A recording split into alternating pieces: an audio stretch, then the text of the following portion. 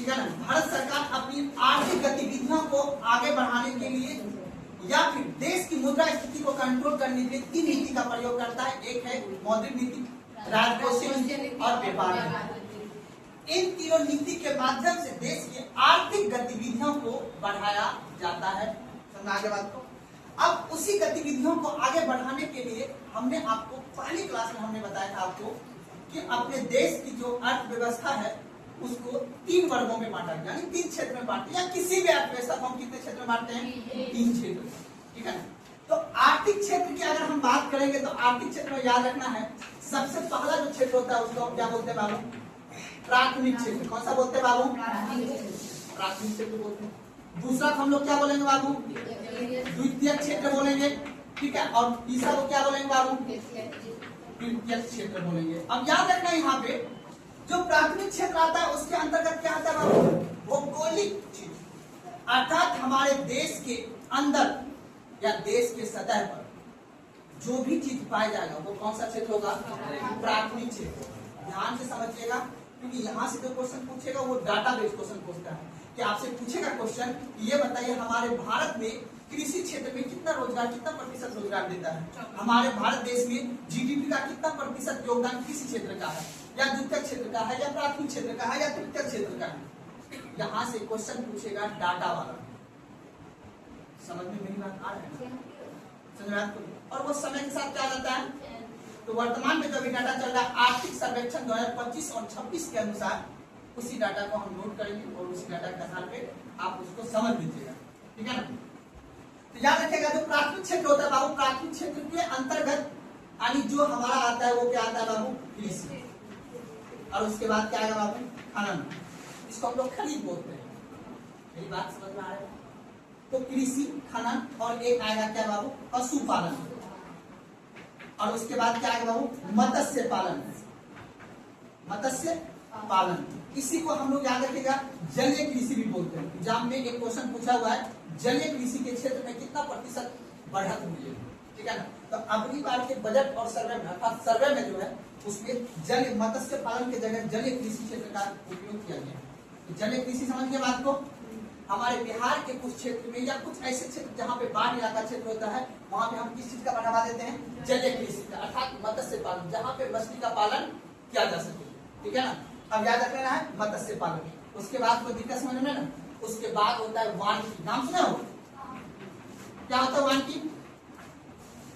कुछ ऐसे क्षेत्र होते हैं जैसे आपने देखा होगा कि कुछ ऐसे लोग होते हैं जो कि मार्केट में अर्थात वन के क्षेत्र में पशु पालन करते हैं। किसका? मधुमक्खी पालन करते हैं ना जी। वहां से भी तो वानिकी क्षेत्र उसको बोलते हैं। सुना बात को? तो वानिकी क्षेत्र जिसको हम लोग क्या बोलते हैं? वानिकी क्षेत्र। वो कहाँ कौन सा क्षेत्र में आते हैं? प्राथमिक क्षेत्र। अब इन सभी क्षेत्र का निर्माण करने के लिए, विनिर्माण करने के लिए कृषि चीज में अगर हम जो भी उत्पादन करेंगे उसके वैल्यू एडिशन के लिए, उसको उपभोग वस्तु बनाने के लिए हम किस क्षेत्र का उपयोग करते हैं? द्वितीय क्षेत्र का उपयोग करते हैं। इसीलिए हम द्वितीय क्षेत्र को बोलते हैं कौन सा क्षेत्र बाबू? विनिर्माण। क्या बोलते हैं बाबू? विनिर्माण क्षेत्र। एकदम ध्यान से याद रखना है। कृषि क्षेत्र के अंतर्गत जो भी चीज का हमारे देश में उत्पादन होगा उसका विनिर्माण कौन सा क्षेत्र में करेंगे? द्वितीय क्षेत्र में। कोई दिक्कत नहीं ना। उसी तरह खनन, खनन का मतलब अपने देश में मान लेते हैं लोहा पाया जाता है, कोयला पाया जाता है, उसका अगर विनिर्माण करेंगे ना उसके लिए क्या लगाना होगा? उद्योग लगाना होगा नहीं? तो अगर अपने देश में अगर उद्योग लग रहा है तो उद्योग कौन सा क्षेत्र में आएगा बाबू? अब बताओ अगर हमने कोयला लोहा कहीं पाया तो उसके लिए क्या लगाना होगा? उद्योग। अगर हमारे कहीं पे खान पे आप मान लेते हैं कहीं डैम वगैरह है तो उसके लिए हमें क्या करना होगा? विद्युत का आपूर्ति, है ना। तो विद्युत का आपूर्ति याद रखना है। विद्युत क्षेत्र जो है, विद्युत क्षेत्र किस क्षेत्र में पाया जाएगा बाबू? द्वितीय क्षेत्र। यहाँ तक में कोई दिक्कत? ये अर्थव्यवस्था का याद रखना। ये चैप्टर एक ऐसा है ना जो कि अर्थव्यवस्था का कोड है। यही से आपको समझ में आएगा कि हमारे देश की गतिविधियां, आर्थिक गतिविधियां कैसे कार्य करती है। इसीलिए दिमाग मैडम जी कहे गाल पे हाथ दिए अगर आप पानी पीते हैं छाया में भी आपको पानी प्यास लगता है, बताइए ऐसे काम नहीं चलेगा। अब देखिए तो याद रखना है कृषि क्षेत्र, खनन और पशुपालन और मत्स्य पालन, वानिकी क्षेत्र और जलीय कृषि, इन सभी के आधार पे अपने देश में अगर उद्योग का निर्माण किया जाए वो कौन सा क्षेत्र कहलाएगा? अब बताओ प्राथमिक क्षेत्र और द्वितीय क्षेत्र जब उद्योग का निर्माण हो जाएगा अर्थात आपके क्षेत्र में उद्योग का निर्माण हो जाएगा, विनिर्माण क्षेत्र का निर्माण हो जाएगा, तब हम फिर क्या लेंगे? अब बताओ, यहाँ पे अगर मान लेते हैं हम गेहूं का उत्पादन करेंगे तो कौन सा क्षेत्र? अब गेहूं का उत्पादन करके हमने यहाँ पे दलिया बना लिया, दलिया हो गया। अब दलिया कहाँ जाएगा? रेस्टोरेंट। कहाँ जाएगा? रेस्टोरेंट में हम लोग जाके खाएंगे जी। तो अब याद रखना अर्थात सेवा का क्षेत्र। कौन सा बाबू? अब बताओ सेवा क्षेत्र कौन सा क्षेत्र कहलाएगा? तो याद रखना मेरी बातों को। यहाँ पे एक आता है बैंकिंग, नाम सुने बाबू? बैंकिंग। बैंकिंग आपको बैंक जाते हो, बैंक जाते हो, बैंक आपको क्या देता है? सेवा देता है। ऐसा बोलता है मेरा मैं अपनी को नहीं बोलते, वो क्या देता है आपको? सेवा। और दूसरा बात क्या रखना है आपको? बीमा। कौन सा बाबू? बीमा। ये सभी क्या हुआ आपका? तृतीय क्षेत्र में आएगा। तो और आप बताओ आप किससे जाओगे बैंक बाबू? परिवहन से। परिवहन से। तो याद रखना बैंकिंग, बीमा, परिवहन कौन सा क्षेत्र में आएगा बाबू? सेवा क्षेत्र, तृतीय क्षेत्र में बोलिए। और उसके बाद विनिर्माण, उद्योग, विद्युत क्षेत्र ये सब कहाँ पे आएगा? और बाकी कृषि, खान, पशुपालन, मत्स्य पालन, वानिकी और ये सब कौन सा क्षेत्र आएगा? ये 3 क्षेत्र है। समझ आगे बात? लेकिन समय के साथ 92 आदमी होशियार होता है तो और भी क्षेत्र का निर्माण हो जाता है। आपको पता है यही सेवा क्षेत्र जो है ना, तृतीय क्षेत्र को कौन सा क्षेत्र बोलते हैं? सेवा क्षेत्र बोलते हैं। ये समय के साथ बाबू बढ़ गया, क्योंकि हर किसी को क्या चाहिए बाबू? सेवा चाहिए जी। तो सेवा 2 प्रकार से बढ़ गया। इसी को हम बोलते हैं चतुर्थ सेक्टर और पंचम सेक्टर। अब मैंने कल भी मैंने चीज का जिक्र किया था, अगर कोई आदमी टैलेंटेड है तो वो क्या कहलाएगा? भगवान। वो क्या कहलाएगा? और भगवान कई सारे इच्छा पूरा कर सकता है। इच्छा जानते हो? तो याद रखना है अगर हमारे चतुर्थ सेक्टर में, चतुर्थ क्षेत्र के अंतर्गत क्या आएंगे? जो हमारे देश का जो प्रबुद्ध आदमी है, जैसे बड़े बड़े अधिकारी, अगर कोई विशेषज्ञ अगर व्यक्ति है और उसके ज्ञान से अपना देश का क्या हो विकास हो।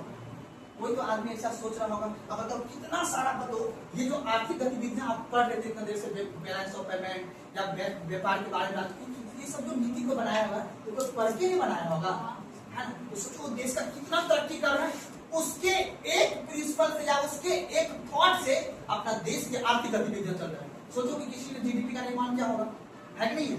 सोचो मेरे देश का प्रबुद्ध व्यक्ति हुआ नहीं हुआ, उसको आजादी मिलना चाहिए तो वो 100 शादी करे, है कि नहीं है?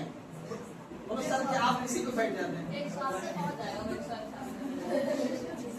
एग्जाम्पल एक नहीं है, इंसान का देखो अभी डिबेट नहीं करना है।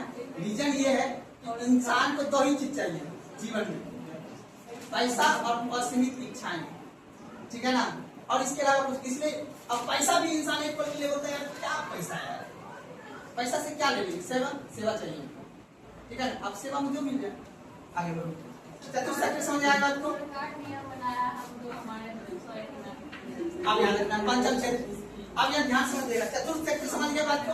ऐसे हम अभी लिखाऊंगा इसमें प्रॉब्लम्स आएंगे। ऐसे हमारे देश के उच्च अधिकारी, उच्च कैबिनेट स्तर के मंत्री जिसके विचार से अपने आर्थिक गतिविधियों में कुछ आएगा तो उसको हमें एक अलग क्षेत्र दिए। कौन सा क्षेत्र? चतुर्थ क्षेत्र। अब पंचम क्षेत्र, पंचम क्षेत्र के अंतर्गत क्या आएंगे बाबू?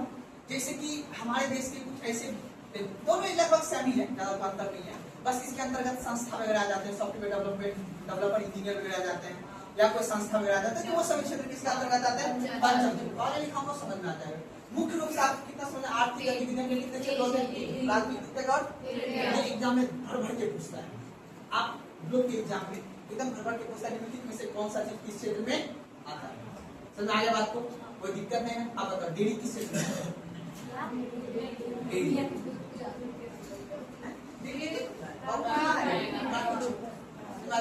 क्योंकि आपको मैंने क्या लिखा है यहाँ पे? पशुपालन। और पशुपालन समझ दो, पशु हम क्यों पालते हैं? उसकी सेवा करते हैं, वो दूध देता है इसलिए उसको हम पालते हैं, भी प्रैक्टिकल है ना? वो कहने की है क्या हमारी, लेकिन वो दूध देगा तभी वो हमारी। इसीलिए याद रखना जब कोई महिला बच्चा देता है, बेटा बच्चा बहुत अच्छा, लेकिन गाय अगर बच्चा बेटा दे दे तो फिर बोला नहीं यार बाछी होता तो ठीक होता ना। ऐसी लॉजिक है, क्योंकि प्रॉफिट जहाँ से होगा वहीं से बात आगे बढ़े, इसलिए उसको सम्मान की भावना से। ऐसा है कि नहीं होता? आगे बढ़े, कोई दिक्कत है ना? समझ में आ गया बात को? तो लिखेगा टॉपिक आर्थिक क्षेत्र। टॉपिक लिखेगा, चैप्टर का नाम लिखेगा आर्थिक क्षेत्र। टॉपिक लिखेगा आर्थिक क्षेत्र डैश लिखे। अर्थव्यवस्था को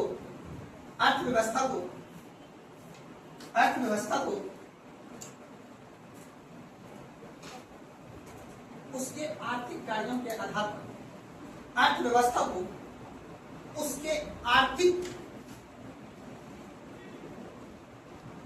कार्य के आधार पर इसे निम्न क्षेत्र में बांटा गया है। इसे निम्न क्षेत्र में बांटा गया है। क्या बोले बाबू?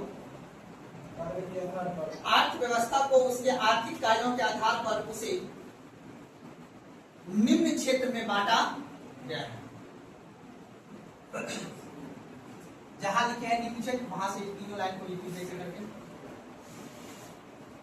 सिर्फ लिखना है प्राथमिक क्षेत्र, द्वितीय क्षेत्र और तृतीय क्षेत्र। सिर्फ क्षेत्र लिख देना है, उसके अलावा कुछ नहीं, बाकी हम सब लिखाऊंगा उसके बाद। निम्न क्षेत्र में बांटा गया तो पहला लिखेगा प्राथमिक क्षेत्र, द्वितीय क्षेत्र और तृतीय क्षेत्र।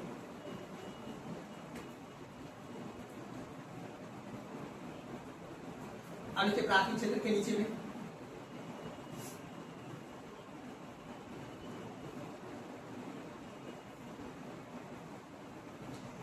प्राथमिक क्षेत्र के नीचे में लिखे या डैश दे दीजिएगा, प्राथमिक क्षेत्र देकर डैश।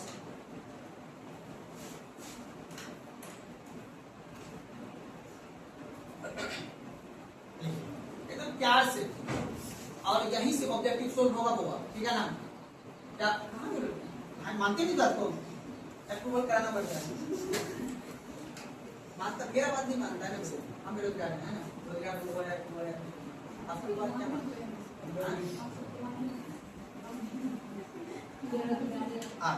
देखो, इसमें वह गतिविधियां शामिल होते हैं, इसमें वह गतिविधियां शामिल होते हैं, इसमें वह गतिविधियां शामिल होते हैं जो इसमें वह गतिविधियां शामिल होते हैं जो सीधे प्राकृतिक संसाधन का, इसमें वह गतिविधियां शामिल होते हैं जो सीधे प्राकृतिक संसाधन का दोहन करती है, प्राकृतिक संसाधन का दोहन करती है।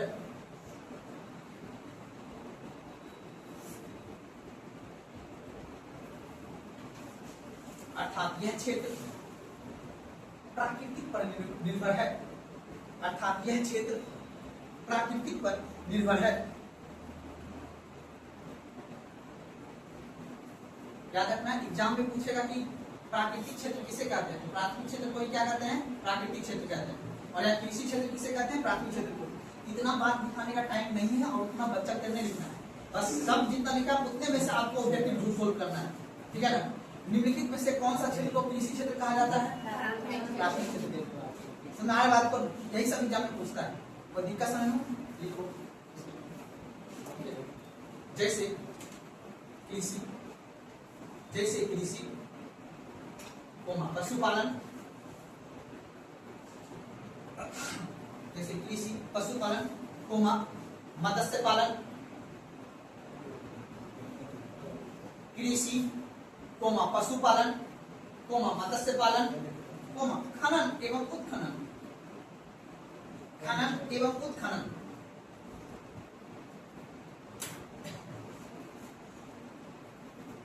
वानिकी,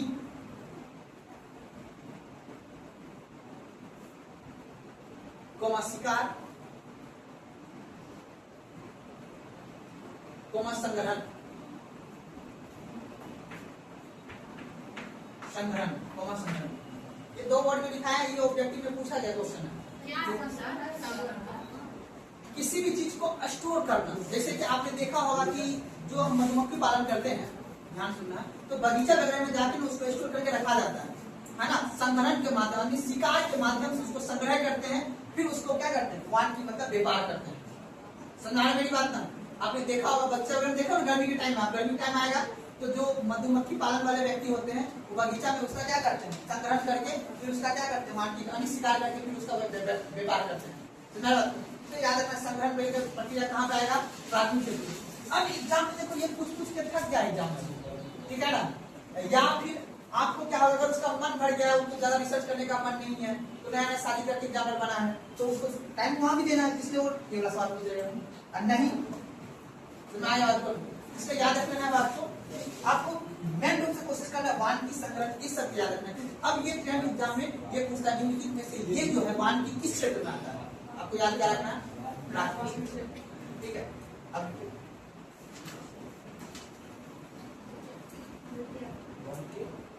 द्वितीय क्षेत्र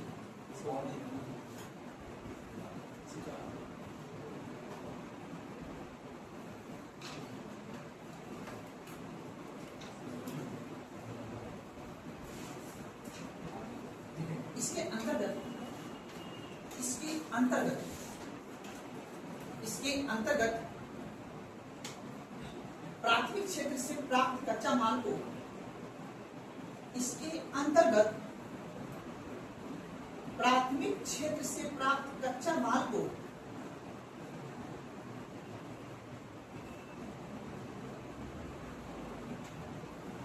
प्राथमिक क्षेत्र से प्राप्त कच्चा माल को मशीन या श्रम के जरिए कच्चा माल को मशीन या श्रम के जरिए उत्पादन में बदला जाता है, उत्पादन में बदला जाता है, एक चीज पर डिपेंड हो गया, उत्पादन एवं उपभोग में बदला जाता है, इसके पीछे मजा आ जाता है। मशीन या श्रम के जरिए उत्पादन एवं उपभोग में बदला जाता है,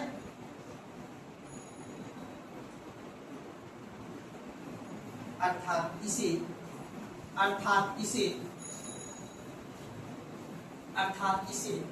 विनिर्माण या औद्योगिक क्षेत्र कहते हैं, अर्थात इसे विनिर्माण या औद्योगिक क्षेत्र कहते हैं।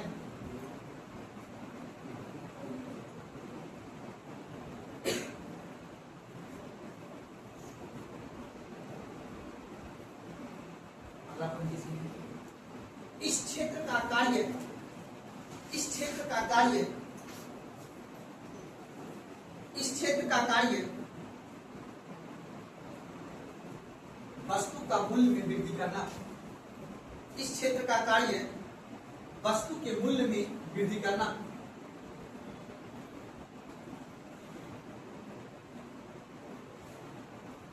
अब बताओ चीनी कौन सा क्षेत्र में आएगा, क्योंकि गन्ना कहाँ आएगा, तो गन्ना से हमने क्या बनाया, विनिर्माण करके, है ना, मतलब श्रम का प्रयोग करके या मशीन का उपयोग करके हमने उसको क्या बनाया, चीनी। प्राथमिक क्षेत्र से क्या करना है, विनिर्माण करके हमें कोई वस्तु का उत्पादन या उपभोग के लिए अगर हमें तैयार करना है तो कौन सा क्षेत्र कहलाएगा, द्वितीय क्षेत्र। जैसे मैंने अभी एग्जाम्पल दिया आपको चीनी, आपने खनन के जरिए से आपने कोयला निकाला और कोयला से क्या निर्माण किया, विद्युत, तो विद्युत कौन सा क्षेत्र आ गया, द्वितीय क्षेत्र आ गया। तो अर्थात इस क्षेत्र के आधार पे आप किसी भी वस्तु के मूल्य में क्या कर सकते हो, वृद्धि कर सकते हो। तो किसी वस्तु के मूल्य में वृद्धि करना कौन सा क्षेत्र होता है, द्वितीय क्षेत्र। इसी का दूसरा नाम विनिर्माण क्षेत्र भी इसको बोलते हैं, या फिर औद्योगिक क्षेत्र के भी नाम से जानते हैं। जिस तरह आप इसे कृषि क्षेत्र के नाम जानते हैं, ठीक उसी प्रकार इसे हम किस क्षेत्र के नाम जानते हैं, उद्योग या विनिर्माण क्षेत्र के नाम जानते हैं। यहाँ तक में कोई दिक्कत, जैसे जैसे लिख लीजिए, लिखेगा जैसे विनिर्माण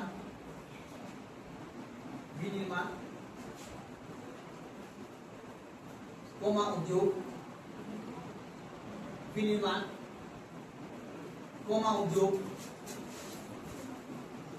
कोमा वस्त्र उद्योग, अलग से लिखा दिया, एग्जाम्पल पूछता है वस्त्र कपड़ा उद्योग किसको बोलते हैं बाबू, क्योंकि जूट कौन सा उद्योग आएगा, दूध से फिर क्या बनेगा, विनिर्माण हो गया, तो कपड़ा कौन सा उद्योग, तो कपड़ा उद्योग। उसके बाद हस्तशिल्प उद्योग,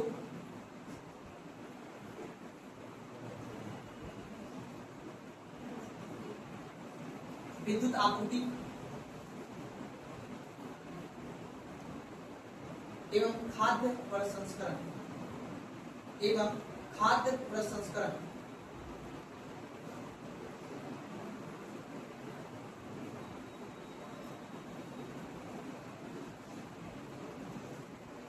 अब बताओ, खाद्य प्रसंस्करण समझते हो?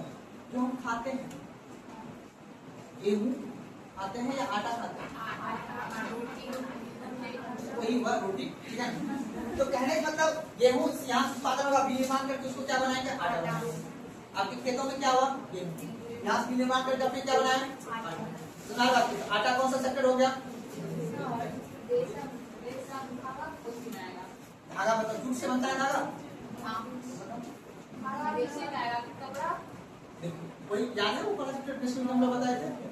कुछ ऐसे चीज होते हैं कि आप मैंने आप देखो, जैसे कि एग्जाम्पल के तौर पे अगर आप जूट है, जूट से आपका क्या बनेगा?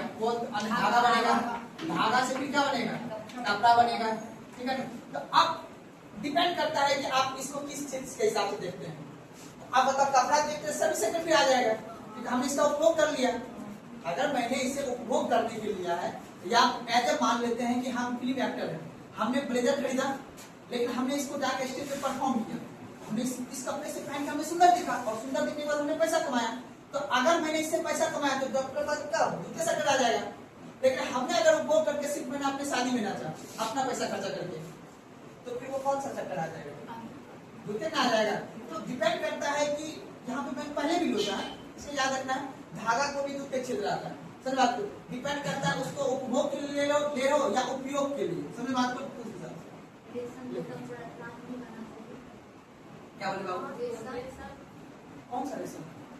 कपड़ा नहीं ना। हाँ, देखो जूट जब तक वो कृषि का क्षेत्र में है या खनन के क्षेत्र में है, तब तक वो प्राथमिक क्षेत्र है। अगर उसका विनिर्माण हुआ, अर्थात वैल्यू एडिशन उसका हुआ है, तो समझ लो वो दूसरा क्षेत्र है। बस इतने समझ लो। इसका मतलब सर धागा और कपड़ा दोनों हाँ, वो डिपेंड करता है यूज पे। अगर आप यहाँ मान लेते हैं कि कृषि में आप जूट निकाले, जूट में आप धागा बनाने के लिए आपने उसमें श्रम लगाया होगा या मशीन लगा के यूज किए होंगे।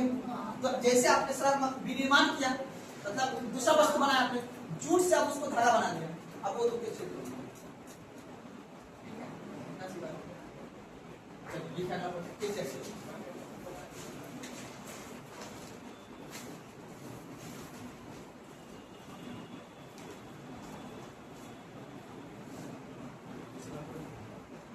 तृतीय क्षेत्र,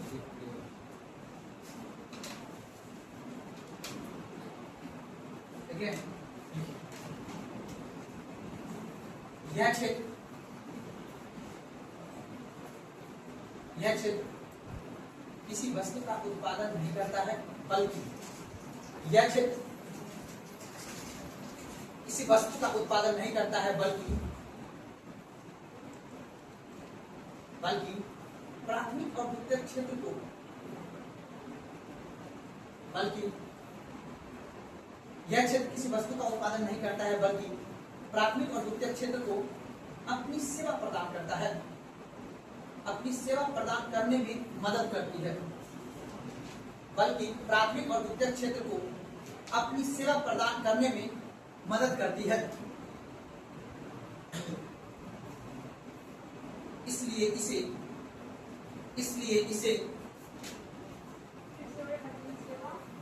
अपनी सेवा प्रदान करने में मदद करती है, इसलिए इसे सेवा क्षेत्र कहते हैं, इसलिए इसे सेवा क्षेत्र कहते हैं।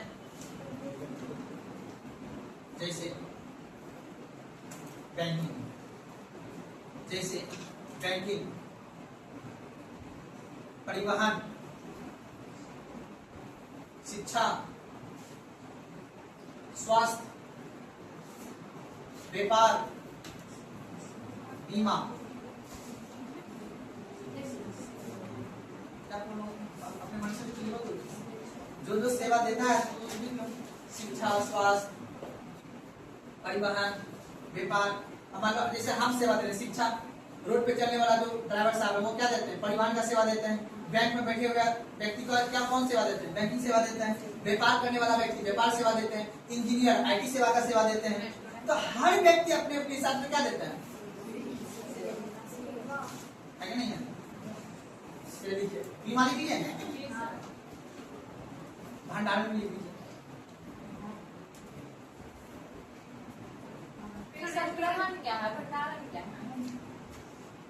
लगभग सेम चीज है। जैसे मान लो एग्जाम्पल अगर हम इसको आपको समझाएं, हमने यहाँ से मैंने प्याज का उत्पादन किया, स्टोर करके रख लिया यहाँ पे, है ना? स्टोर करने बोल दिया। स्टोर, हाँ हम कोई बात नहीं, यही स्टोर करके हमने रख लिया, ठीक है, स्टोर कर लिया। अगर मान लेते हैं अब बाजार क्या हो गया, बाजार क्या हो गया, महंगा, तो हम अगर स्टोर, कोल्ड स्टोर से अगर आलू प्याज को निकालेंगे तो वो एक तरह से सेवा के भाव में आ जाता है। अगर आपने समझा तो भंडारण को भी हम सेवा के रूप में देखते हैं।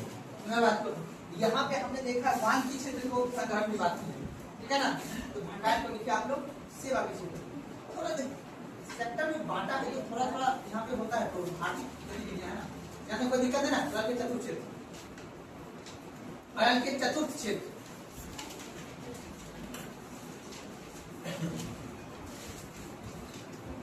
ये हमको सबसे अच्छा क्षेत्र लगता है। आप लोग इसी क्षेत्र पे मेहनत कीजिए, ठीक है ना? इस क्षेत्र में बहुत पैसा है, इज्जत है, सम्मान है, सब कुछ है। अब बाकी जब ऊपर जाएंगे सब से जाएंगे, है ना जी?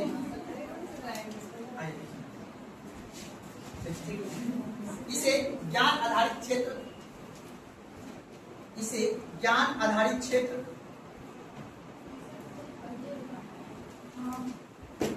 देखो ना बाबू, सही बात से पहले भी बना है।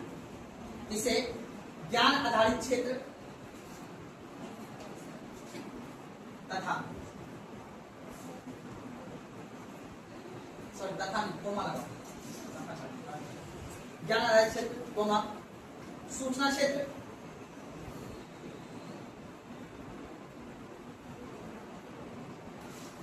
एवं अनुसंधान क्षेत्र,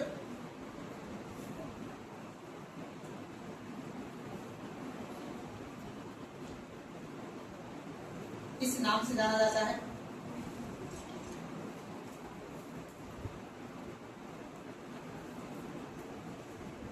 अर्थात इस क्षेत्र में वह लोग शामिल होते हैं, अर्थात इस क्षेत्र में वह लोग शामिल होते हैं, अर्थात इस क्षेत्र में वह लोग शामिल होते हैं जो सूचनाओं का विश्लेषण करते हैं,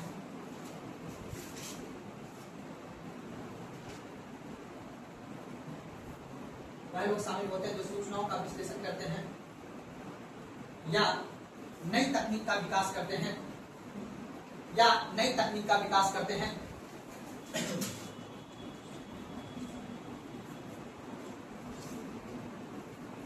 जैसे इंजीनियर,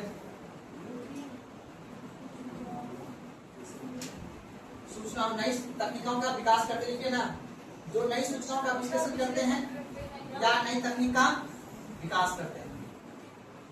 कौन करते हैं नई सूचना का विश्लेषण? मतलब विश्लेषण मतलब जो नया, मान लो कोई फेसबुक में कोई नया चीज ला दिया, व्हाट्सएप में कोई नया चीज ला दिया, है ना? क्या बताओ, अगर इंस्टाग्राम का अगर कोई निर्माण करता, अब बताओ तुमको दुर्गा माँ को पूछना चाहिए जो इंस्टाग्राम का निर्माण किया उसको। आपकी अगर सुंदरता को अगर आप बेच रहे हो या फिर आप अपनी सुंदरता को कहीं रख रहे हो, तो आपको पता होना चाहिए कि पूजा किसका होना चाहिए, इंस्टाग्राम को नहीं होना चाहिए। बहुत से ऐसे इंसान है जो कि इंस्टाग्राम चलाते हैं तो उसको लगता है होते ना होते। बहुत से सिंगर का नाम क्या है, महिला जो लड़के नाम भूल गए,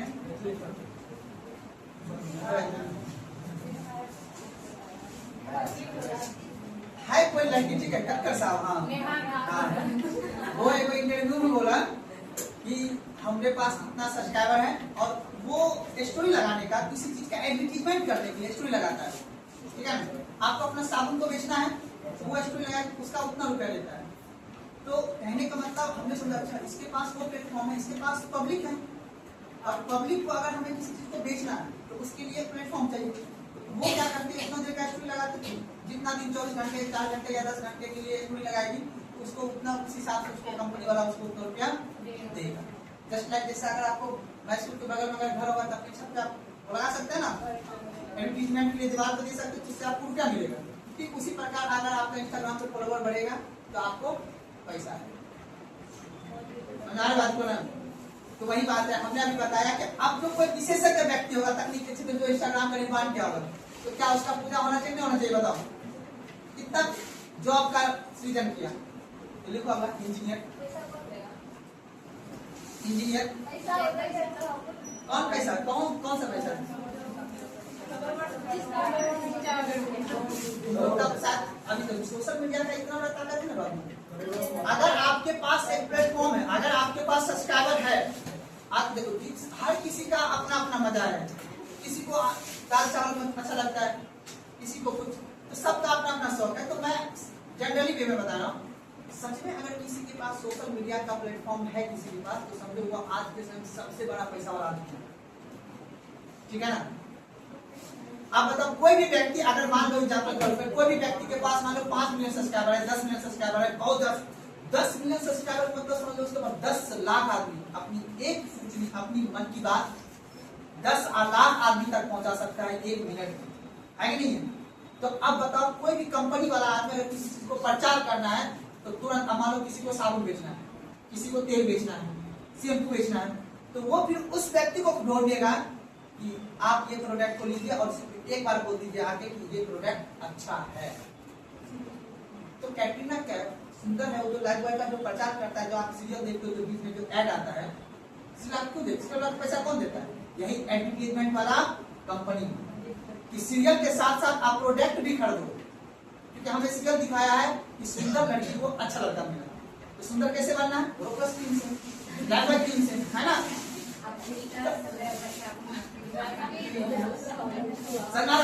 तो अब बता, सीरियल के बीच में हमें फिर बीच में एक टोन दे देना है और वस्तु को बेचेंगे ठेला पे। सीरियल के बीच में जो एडवर्टाइजमेंट आता है, या फिर जो आप क्रिकेट मैच देखते हो ना, अभी जो चल रहा था, उसके बीच में एड क्यों आता है? ताकि मेरा प्रोडक्ट को आप खरीदो। आपको ईशान किशन पसंद है, आपको लिपस्टिक लगाना पड़ेगा सुंदर वाला। $1 का लिपस्टिक लगा के 20 रुपए का मुस्कान दीजिएगा, फिर काम नहीं चलेगा ना। बात करो उसके क्या करना पड़ेगा? ऐसा मेट्रो शहर में होता है, ठीक है ना? मेट्रो शहर में ऐसा होता है, जब आप दिल्ली, मुंबई वगैरह, कोलकाता वगैरह रहिएगा ना, या चेन्नई वगैरह, बेंगलोर वगैरह, तो आपको वहां पे पता चलेगा कि कैसे किसी पूंजी वाले शरीर को बनाया जाता है, पूंजीवादी शरीर, ठीक है ना?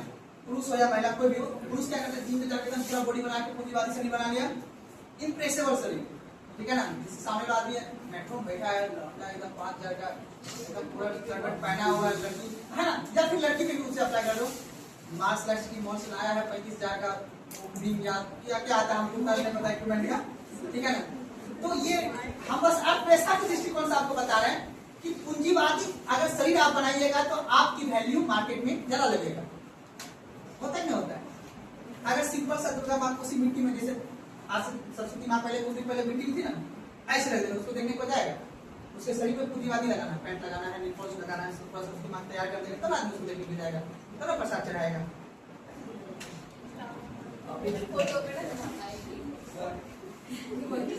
ब्लैक एंड व्हाइट फोटो क्यों नहीं है? समय के साथ बदलता है ना। पुरानी बात है, मेरी बात को बी प्रैक्टिकल, जरूरी यही अपन अर्थव्यवस्था पर है, हर चीज किस पे है? पैसा पे। पैसा, इसमें पैसा किसी सोचना है, ठीक है? जब तक आप स्मार्ट नहीं होइएगा तब तक फिर कुछ नहीं है। या लड़की या कोई भी इंसान, क्या जरूरत है मोदी जी कितना मेहनत करने का? वो एक बार जब स्टेज पे जाता है तो उसको बाकायदा उसको सब आदमी मिलकर तैयार करता है कि मोदी जी स्मार्ट दिखना है, 70 के साल में 17 उम्र का दिखना है, ठीक है ना?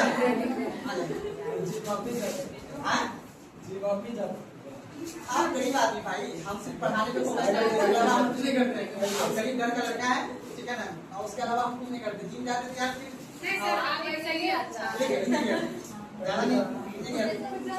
उसके बाद लिखे प्रोफेसर, इंजीनियर के बाद लिखे प्रोफेसर, जैसे लिखे ना सेवा नर्सरी से, सॉरी चतुर्थ सेक्टर में लिखा है, जैसे में इंजीनियर, प्रोफेसर, वैज्ञानिक शोधकर्ता, देखिए वैज्ञानिक शोधकर्ता, चल ठीक है, वित्त सलाहकार,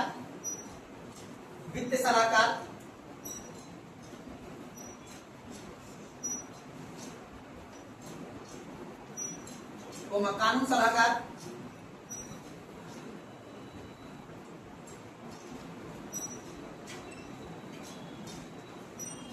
मीडिया संचार,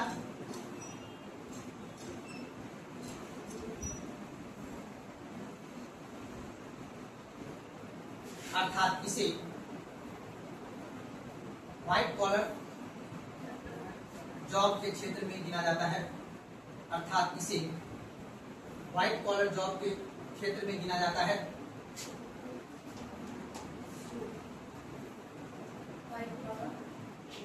व्हाइट कॉलर जॉब के क्षेत्र में गिना जाता है।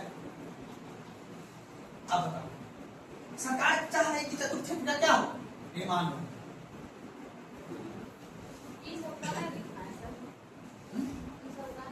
क्या क्या कौन सा क्षेत्र में गिना जाता है?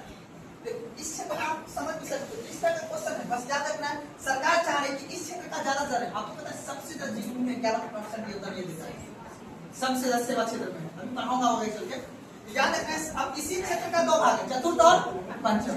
अब आप देखो इस चीज को मानो कि जो अपना, जैसे मानो मैंने कानून सुना, एडवोकेट को है, तो वकील आदमी है, अगर मानो को हाईकोर्ट का वकील है, पता है एक हेरिंग का 3-3 लाख रुपया लेता है, वो सीधा देखता है कि जेल, अगर सीधा 1 मिनट बाद आपने कोई बड़ा सा घटना कर दिया, इतनी सा घटना क्यों, कुछ नहीं है, 5 लाख रुपये दीजिए, आपको देगा नहीं तो कोई टच नहीं करेगा पुलिस वाला, आपको मत दी पुलिस आपको टच करेगा, सारा के पैसा। समझ में आपको ना?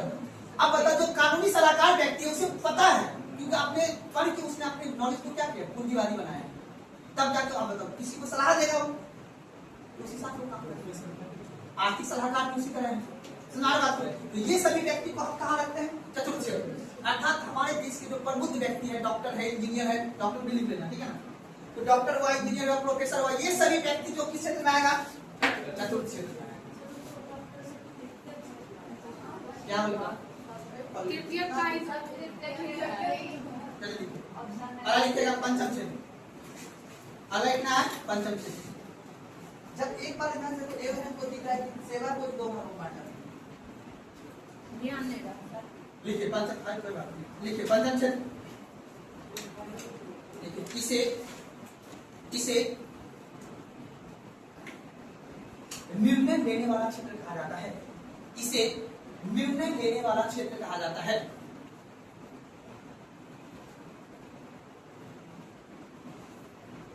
कहा जाता है, अर्थात इसके अंतर्गत वह लोग आते हैं, अर्थात इसके अंतर्गत वह लोग आते हैं, अर्थात इसके अंतर्गत वह लोग आते हैं जो उच्च स्तरीय का निर्णय, जो उच्च स्तरीय का निर्णय एवं नीति बनाता हो। इसके अंतर्गत वह लोग आते हैं जो उच्च स्तरीय का निर्णय एवं नीति बनाते हो।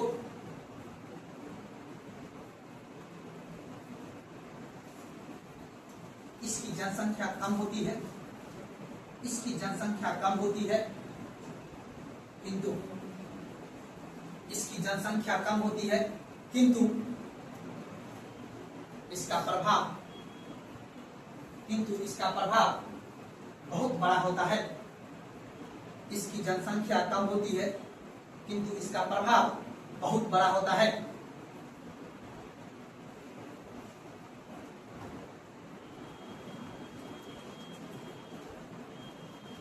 अब समझ में आया ना बात, समझ में आया पंचम क्षेत्र। इसके अंतर्गत था कौन व्यक्ति, जो सेवा देगा, छोटे छोटे एक व्यक्ति, 2 व्यक्ति, है ना, मतलब कानून सलाहकार, आर्थिक सलाहकार, या बड़े बड़े मीडिया का लोग, समझा। इसके अंतर्गत है वैसे व्यक्ति जो अपने देश के जो निर्णय लेते हो, ठीक है ना, या फिर पॉलिसी बनाता हो, उसके एक निर्णय से देश के अधिक से अधिक जनसंख्या का क्या होगा, लाभ मिलता हो। जैसे स्वामीनाथन का नाम सुने, अगर देश में हरित क्रांति नहीं होता ना, तो आज हम गेहूं खाद्यान्न पदार्थ के लिए हम दूसरे पर निर्भर रहते। आज उन्हीं का देन है जो हमारा देश अब आयात नहीं, हम खाद्यान्न फसल का क्या करते हैं, सोच के देखना, बहुत बड़ी बात मैंने बताया बाबू। 1970 तक हम खाद्यान्न फसल हम दूसरे देश से गेहूं का आयात करते थे। अमेरिका को बोलते थे हमको गेहूं दे दो, चावल हमको दे दो, लेकिन स्वामीनाथन का निर्णय की वजह से, उनके हरित क्रांति के लाने की वजह से, उनके नीति से आज हमारा देश एक खाद्यान्न निर्यातक देश बन के निकले हुए हैं। अब उस व्यक्ति का मानते होने चाहिए, होना चाहिए। अब आ जाओ एपीजे अब्दुल कलाम, उनके मिसाइल बनाने से आज हमारे पास परमाणु बम आया है। कितनी ताकतवर बने उनके एक निर्णय से, उनके एक नीति से, उनके टैलेंट से। सोचो कि आज हमारा देश परमाणु बम बना हुआ है, शक्तिशाली देश विश्व में बन के निकला हुआ है। ऐसे कई सारे एग्जाम्पल है या नहीं? तो इसके अंतर्गत वह व्यक्ति आएंगे जिसके नीति से या जिसके निर्णय से कई सारे जनसंख्या का भला हो सके। अब तो कार्ल मार्क्स नाम सुने, लेनिन नाम सुने हो ना? इनके एक फिलोसफर के वजह से, इनके एक फिलोसफी विचारधारा के वजह से समाज की कई सारी नीतियां बदली हैं। बताओ, लोकतंत्र अपने देश में आया, पहले लोकतंत्र किसी ने विचारधारा दिया होगा कि एक ऐसी व्यवस्था होगा जहां पे जनता के चुने गए प्रतिनिधि से काम करेगा। तो लोकतंत्र की जिसने फिलोसफी दी होगी, सोचो कि वो कितना महान व्यक्ति रहा होगा, कितना आगे का डीप सोचा होगा, जिनकी विचारधारा को देश में फॉलो किया जाता है, जिसके आधार पे देश चलती है। मानते नहीं मानते? इसीलिए मैं पहले भी बोला था कि इन सभी व्यक्ति का चरण छू के प्रणाम करें, उसकी पूजा होना चाहिए कि उनके एक विचारधारा से कई सारे देश की प्रगति होती है, चाहे वो आर्थिक में लिया गया निर्णय हो। अब बताओ, जो व्यक्ति ने आयुष्मान कार्ड बनाया होगा, जनधन बनाया होगा, मनरेगा बनाया होगा, इन से जैसे जो पॉलिसी बनाया होगा देश को रिसर्च करके, तो सोचो कितना महान व्यक्ति रहा होगा। तब तो उसको भले देश चुनता नहीं, अपने फाइट के दम से वो संसदीय समिति का अध्यक्ष बनता है या संसदीय समिति का सदस्य बनता है। संसद के सदस्य से ज्यादा इंपॉर्टेंट संसद के अंदर बैठी हुई समिति का है, क्योंकि संसद का सदस्य तो जानते करते थे, उसको लिखवा देगा, वो बोल के पढ़ देगा, लेकिन संसद की समीक्षा होगी जब तक नहीं तब तक वो कानून। दरअसल खेल बाबू उस व्यक्ति का है जो जिसके द्वारा लिया गया निर्णय से ही देश चलता है। इसीलिए उसका क्षेत्र को आप कौन सा क्षेत्र बोलते हैं? जैसे सरकार के बड़े बड़े अधिकारी, कंपनी के बड़े बड़े अधिकारी या देश के बड़े बड़े फिलोसफर। इसीलिए तो हम 12 सीट को मनोनीत करते रहते हैं ना बाबू। आर्थिक के क्षेत्र में, कला के क्षेत्र में क्यों रखे हैं ये क्षेत्र? आखिर ऐसे समझो, आखिर सेना पे लड़े हुए व्यक्ति जब मर जाता है तो उसको शहीद उपाधि क्यों देते हैं? ताकि पीछे जो खड़ा व्यक्ति है ना, उसको लड़ने की जरूरत नहीं, उसको मरने के बावजूद उसे शहीद का उपाधि या उसके परिवार को आर्थिक सहायता या उसको पुरस्कार क्यों देते हैं? ताकि देश के नजर में उसको सम्मान की नजर से देखे। उसे क्यों देते हैं? एकदम कौन सा पुरस्कार मिलता है उसको? अर्जुन पुरस्कार मिलता है लोग को, तो समझ लो, आप समझो इस बात को। तो उसे इतने बड़े बड़े पुरस्कार मिलते हैं इस वजह से, ताकि पीछे जो दूसरा व्यक्ति लाइन में कतार में खड़े हैं, उस व्यक्ति को एक शक्ति मिल सके, वो व्यक्ति पीछे मुड़ के भागे नहीं, वो व्यक्ति आगे बढ़े। इसीलिए प्रेरणा का स्रोत देने के लिए देश के सीमा पे खड़े हुए व्यक्ति जब शहीद होता है ना, जब डेट करते हैं, तो उसको हम शहीद उपाधि देते हैं। नेता मरता है तो उसको शहीद उपाधि, जब वो मरेगा तो झंडा उसके कफन पे नहीं दिया, तिरंगा का सैल्यूट उसके नहीं मिलता है। समझ में मेरी बात आया? हमने क्या बोला? तो इसीलिए इस क्षेत्र का निर्माण किया जा रहा है। अब आप ही से पूछा, आप निष्पक्ष होके, वो सब मजाक से बड़ा बात छोड़ के निष्पक्ष होके बस आपको इतना सोचना है, इस वाले को भगवान मानना है, इस क्षेत्र वाले व्यक्ति, चाहे वो गांधी जी क्यों ना हो, चाहे वो नेहरू जी क्यों ना हो, चाहे B.R. अम्बेडकर ही क्यों ना हो, चाहे वो कोई भी गांधी जी के साथ अब वर्तमान के जो जितने भी नेता है वो भी क्यों ना हो, रात दिन उसके पास इतना पैसा है वो नहीं भी कमाएगा, उसका जीवन कट जाएगा, चला भी जाएगा, तब पर भी उसका पैसा बचा जाएगा, लेकिन तब पर भी दिन रात मेहनत करता है। क्यों?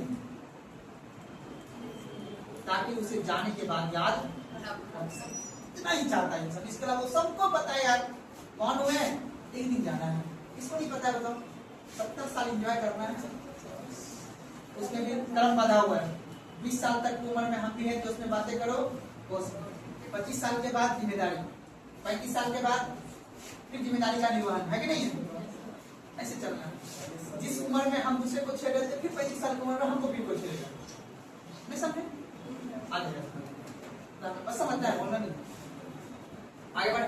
तो इसीलिए आपको देखो इतना बात बताने का मेरा पर्पस बस इतना रहता है, आप जब पढ़ रहे हैं तो अपने अंदर समावेशी विकास कीजिए, अपनी राजनीतिक चेतना, अपनी बौद्धिक चेतना को एक्सप्रेस डेवलप कीजिए कि आपके साथ कोई भी व्यक्ति हो वो आपके साथ कंफर्टेबल महसूस करे। अगर कोई महिला आपके साथ है, कोई भी इंसान अगर आपके साथ है तो वो आपके साथ कंफर्टेबल महसूस करे। सबसे पहली बात ये है, आप खास करके लड़का या पुरुष अपनी व्यक्तित्व को ऐसे निर्माण करो आपके साथ अगर कोई हो तो अपने आप को सुरक्षित और कंफर्टेबल महसूस करे।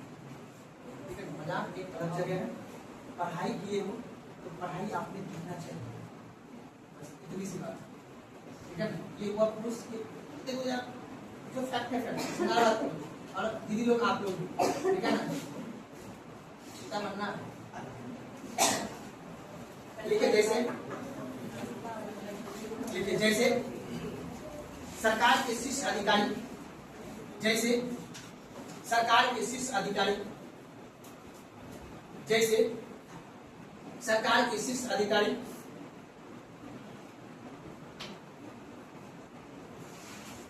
जैसे सरकार के शीर्ष अधिकारी, कैबिनेट मंत्री, सरकार के शीर्ष अधिकारी, कैबिनेट मंत्री, बड़ी बड़ी कंपनी के सीईओ,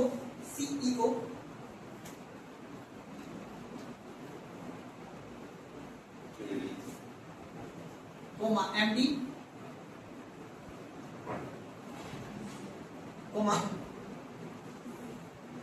यूएन एवं WHO के सलाहकार, सीईओ का एमडी मैनेजमेंट डायरेक्टर, कंपनी को मैनेजमेंट डायरेक्टर होते हैं, यूएन एवं WHO के सलाहकार,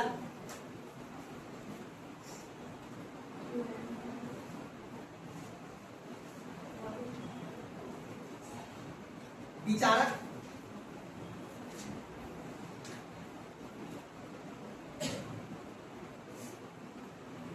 इन सभी को गोल्ड GOLD या गोल्ड कॉलर जॉब कहते हैं।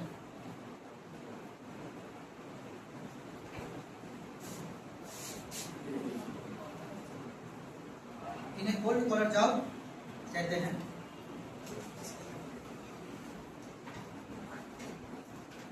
चलिए कोई दिक्कत समझने में है ना? अब आप लोग लिखिए, यहाँ पॉइंट हो गया ना? अब यहाँ तक समझ में आया? एकदम दिमाग को आस्थिर करके बस समझना है कि सेक्टर ऑफ इकोनॉमिक्स जो हमने पढ़ाया बस समझ में आया ना? बस इसी में से एक सेक्टर को आज पढ़ना है। उस सेक्टर का नाम कौन होगा? ठीक है ना? एक सेक्टर को कौन सा पढ़ना है? प्राथमिक क्षेत्र। कल पढ़ेंगे, उसके बाद पढ़ेंगे, कोई दिक्कत नहीं। तो अभी जो तक तो मैंने बता दिया, पहले भी मैंने आपको पढ़ाया था। बस अभी तक मैंने बस आपको ये समझाने का प्रयास किया, बस दिमाग में आप ये डालो कि सेक्टर ऑफ इकोनॉमिक्स के अंतर्गत 3 सेक्टर आते हैं, प्राइमरी और सेकेंडरी और टर्शियरी, यानी प्राथमिक, द्वितीयक और तृतीयक। तो अब हम लोग कौन सा सेक्टर पढ़ेंगे? प्राथमिक क्षेत्र। तो लिखिए कृषि क्षेत्र, टॉपिक लिखिए, चैप्टर का नाम या टॉपिक लिखिए कृषि क्षेत्र। भारत के कृषि क्षेत्र, भारत के कृषि क्षेत्र, भारत के कृषि क्षेत्र।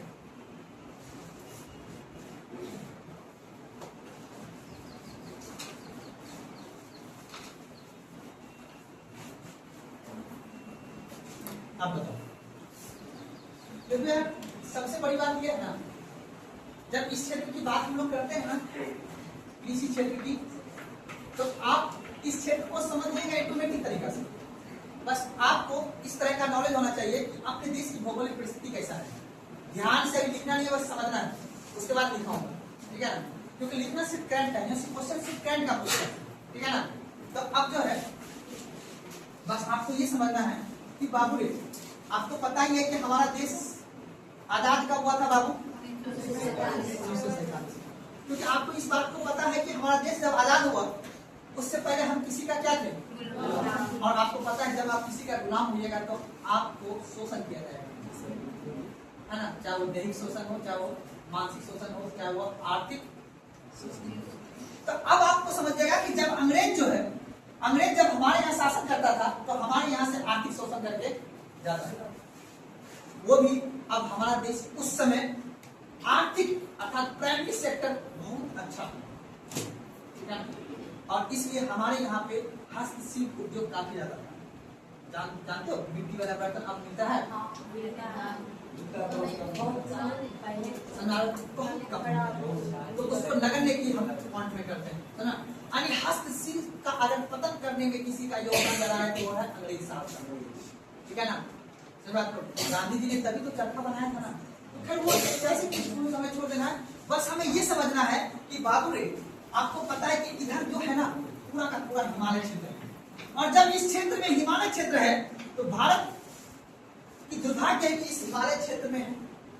और उसके बाद कृषि क्षेत्र का निर्माण के लिए आपको एक राज्य बचता है आपका, जिसका नाम है पंजाब, हरियाणा, उत्तर प्रदेश, बिहार और पश्चिम बंगाल।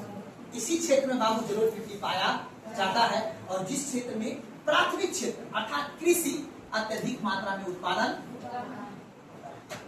बात सत्य है, कोई बड़ी बात। अब बताओ बाबू इस क्षेत्र में अगर कृषि का महत्व ज्यादा है, अब लेकिन क्षेत्र तो बहुत बड़ा है, खाने वाला बहुत ज्यादा है और उत्पादन करने वाला, तो बाबू ये बात तो था। तो हमारे देश में आजादी के समय, एग्जाम में पूछता क्वेश्चन, स्वतंत्रता प्राप्ति के समय या आजादी के समय, उस समय हमारा देश का लगभग जनसंख्या 51 से 55% जनसंख्या जो है या व्यक्ति जो है रोजगार जो करता था वो कहाँ पे करता था बाबू? इसलिए देश के कुल जीडीपी में देश का आजादी के समय 51 से 55% योगदान किसका था बाबू? यही एग्जाम में पूछता है कि वर्तमान के जीडीपी में, वर्तमान समय में वित्त वर्ष 2025-26 में जीडीपी का कितना प्रतिशत योगदान कृषि क्षेत्र में, यानी कृषि क्षेत्र का कितना परसेंट योगदान जीडीपी में? 15.2%। आजादी के समय में 51%। क्यों? क्योंकि बाबू उस समय हमारे पास उद्योग खोलने के लिए पैसा, हम जस्ट अभी पैदा हुए, अंग्रेज हमारा सारा कपड़ा लेके चला गया था। तो जब हम आजाद हुए तो आजाद होने के बाद हमारा देश बहुत सारे, एक तो भाषा के आधार पर विविधता था और दूसरा जाति का आधार पर विविधता था, और दूसरा हमारे देश में कई क्षेत्र में बाढ़ आता था। तो नेहरू जी ने सबसे पहले आधारशिला रखा किसका? बांध परियोजना बनाने का। उसमें सबसे पहला हमने बांध बनाया, भाखड़ा नंगल बांध, जिसे नेहरू जी ने उसे आधुनिक भारत का मंदिर भी कहा था, क्योंकि जब तक उसका निर्माण नहीं होगा तब तक हमारे देश में कृषि का उत्पादन नहीं होगा। और जैसे कृषि का बांध का निर्माण होगा और हमारे देश में बिजली आएगा और बिजली होगा तो हमारे देश में दूसरे क्षेत्र का क्या होगा? निर्माण होगा। अधिकतर संख्या बाबू कृषि प्राथमिक क्षेत्र में, और प्राथमिक क्षेत्र में उतना पैसा नहीं है। आज द्वितीय क्षेत्र का निर्माण बाबू 24% है और सेवा क्षेत्र का 51% है। यानी देश में अगर 100 रुपया आता है ना कहीं से, उसमें से मात्र 15 रुपया हम कहां से कमाते हैं? कृषि से। और 24 रुपया कमाते हैं किससे? द्वितीय क्षेत्र से। और 51 रुपया कहां से कमाते हैं? सेवा क्षेत्र से। जोड़ी है, इससे नहीं कमा सकते। इसी से तो हमारा निर्माण करना है द्वितीय क्षेत्र का ना। कृषि का उत्पादन करेंगे, पशुपालन का उत्पादन करेंगे, मछली का उत्पादन करेंगे, लेकिन उसको उपभोग करने के लिए व्यक्ति होना चाहिए। सुनाने में बात ना। इसलिए बाबू आजादी के समय में सबसे ज्यादा किस क्षेत्र का निर्माण था? प्राथमिक क्षेत्र का। उसी को हम क्या बोलेंगे? कृषि क्षेत्र।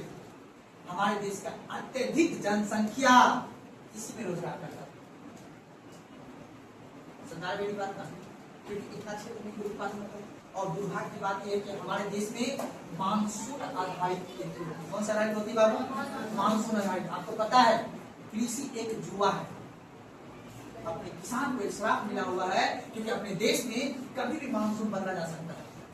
5 दिन पहले इंसान खुश था किसान कि मेरा मक्का सब जगह हुआ है, अभी जैसे ही हवा तेज बहेगी और मक्का सो जाएगा, और जैसे मक्का सोएगा या धान गेहूं सो जाएगा तो उसकी प्रोडक्टिविटी, उत्पादन क्षमता कम हो जाएगी। फिर जितना उसने लागत मूल्य लगा था उससे भी उसको रुपया कम मिलेगा। ये हमारे किसान के पास दुर्भाग्य है, जिस वजह से हमारे किसान की आय बढ़, इनकम बढ़ नहीं पाती। लेकिन जो किसान पशुपालन करता है, जो किसान मत्स्य पालन करता है, उसकी आय तो बढ़ रही है, लेकिन जो किसान फसल पे निर्धारित है ये तीनों क्षेत्र, कौन सा क्षेत्र बाबू? प्राथमिक क्षेत्र। लेकिन इस प्राथमिक क्षेत्र में भी आपसे क्वेश्चन पूछेगा निम्नलिखित में से किस चीज का वृद्धि दर ज्यादा है? फसल का वृद्धि दर उतना नहीं है जितना कि आपका मत्स्य पालन या फिर पशुपालन का है। इसलिए तो सरकार आपको, अगर गाय पालेगा तो आपको सरकार क्या देगा, है ना? अगर आप डेयरी फार्म खोलेगा तो आपको सरकार क्या देगा? इसीलिए हमारे यहाँ का किसान, करवा मोड़ का किसान को पता है हमारे यहाँ कोसी महीना आ जाएगा तो हम खेती नहीं करेंगे, हम वहाँ पे गाय पालेंगे, पेड़ा बनाएंगे, या तो फिर क्या करेंगे, उसको पनीर बनाएंगे, राजधानी लोड करके सीधे कहाँ भेजेंगे, डेयरी। फिर वो पैक होके फिर उसके बाद हमारे यहाँ पनीर मिलेगा। ऐसे नहीं करता। तो इसीलिए मत्स्य पालन और पशुपालन के क्षेत्र में आगे ज्यादा विकास कर रहा है। प्राइवेट सेक्टर में दुर्भाग्य यह है कि हमारे देश की भौगोलिक परिस्थितियां अलग है, क्योंकि वर्षा आधारित कृषि भी अपने यहाँ है ना। अगर वर्षा हुई तो कृषि होगा, क्योंकि सरकार अभी भी हर क्षेत्र में सिंचाई व्यवस्था उपलब्ध नहीं करा पाएगी।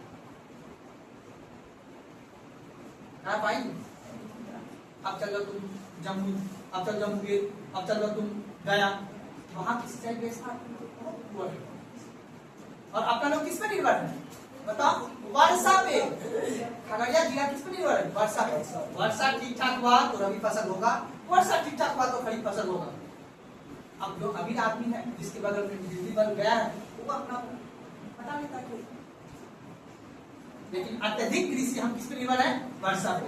अब वर्षा एक प्राकृतिक घटना है, अगर वर्षा ठीक ठाक हुआ तो कृषि होगा, नहीं होगा तो नहीं होगा। तो अब आपको ये समझना है कि हमारे देश में जो कृषि है उसका क्या महत्व है। भारत के यानी भारतीय अर्थव्यवस्था में कृषि का क्या महत्व है। तो सबसे पहला महत्व जीडीपी, यानी आजादी के समय में जीडीपी में योगदान हम 51 से 52% रखते थे। समय के साथ घटता गया और वर्तमान में आज हम 15.2% हम जीडीपी का योगदान करते हैं। किसमें? कृषि क्षेत्र, अर्थात प्राथमिक क्षेत्र। बोलना प्राथमिक क्षेत्र, नॉट कृषि क्षेत्र। कृषि क्षेत्र बोल सकते हो, सुनारे बात करो, कोई दिक्कत है ना?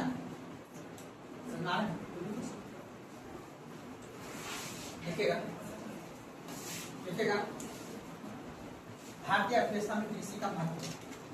इसी नीचे लिखेगा टॉपिक, सब टॉपिक लिखेगा भारतीय अर्थव्यवस्था में कृषि का महत्व। भारतीय अर्थव्यवस्था में कृषि का महत्व। ये पानी ठीक है ना बाबू? उपयोग करिए। भारतीय कृषि में, भारतीय अर्थव्यवस्था में कृषि का, देखिए इसे प्राथमिक क्षेत्र का मुख्य घटक माना जाता है।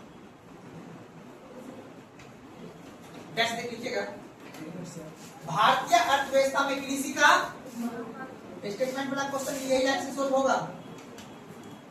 भारतीय अर्थव्यवस्था में, भारतीय अर्थव्यवस्था तो बहुत बड़ा है ना, भारतीय अर्थव्यवस्था में तीनों क्षेत्र आएगा, प्राथमिक क्षेत्र, द्वितीयक क्षेत्र और तृतीयक क्षेत्र, तीनों क्षेत्र आएगा किसमें? भारतीय अर्थव्यवस्था में। लेकिन भारतीय अर्थव्यवस्था में किसकी महत्व को पढ़ रहे हैं? कृषि के महत्व का। कितना इंपॉर्टेंस है हमारा कृषि का, ठीक है? तो सबसे पहले लिखो पहला पॉइंट, इसे प्राथमिक क्षेत्र का मुख्य घटक माना जाता है। इसे प्राथमिक क्षेत्र का मुख्य घटक माना जाता है। इसे प्राथमिक क्षेत्र का मुख्य घटक माना जाता है। पूरी स्टॉप देख लीजिएगा। आजादी के समय, आजादी के समय, आजादी के समय, आजादी के समय भारतीय किसान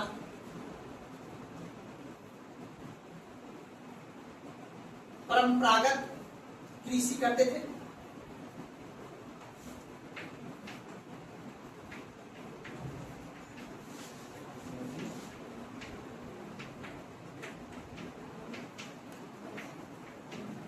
आजादी के समय भारतीय किसान परंपरागत कृषि करते थे तथा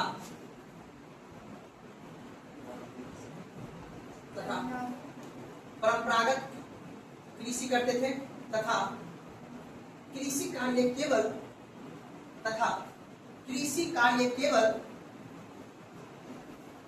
जीवन निर्वाह के लिए किए जाते थे तथा कृषि कार्य केवल जीवन निर्वाह के लिए किए जाते थे। जीवन निर्वाह के लिए किए जाते थे, जीवन निर्वाह के लिए किए जाते थे, क्योंकि उस समय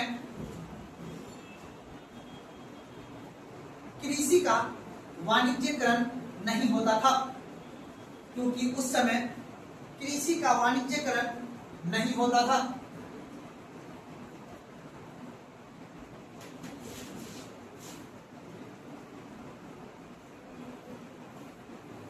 साथ ही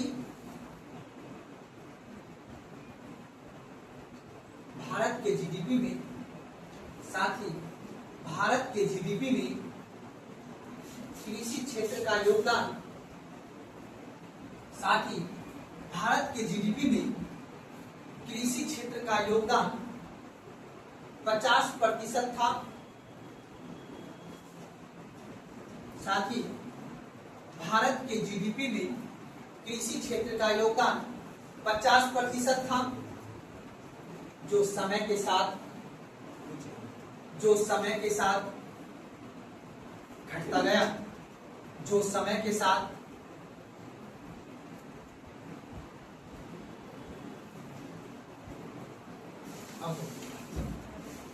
पहले हम लोग बेवकूफ थे। पहले क्या था हम लोग क्या करते थे, हम तो कृषि उत्पादन करते थे ना, याद रखिएगा।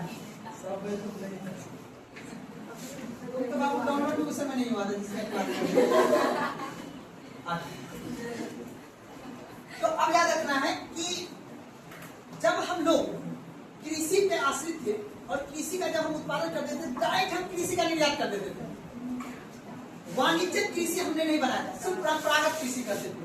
सबसे पहली बात तो जो गरीब आदमी था वो क्या करता था, एक बात और समझ, हमारे देश की एक दुर्भाग्य ये भी है बाबू कि हम लोग लघु सीमांत किसान, क्या है लघु सीमांत किसान। लघु सीमांत मतलब समझते हो, हमारे पास कम जमीन है, यानी किसान खेती करने वाला तो बहुत है पर उसके पास कम मात्रा में ही जमीन है, 2 बीघा 3 बीघा।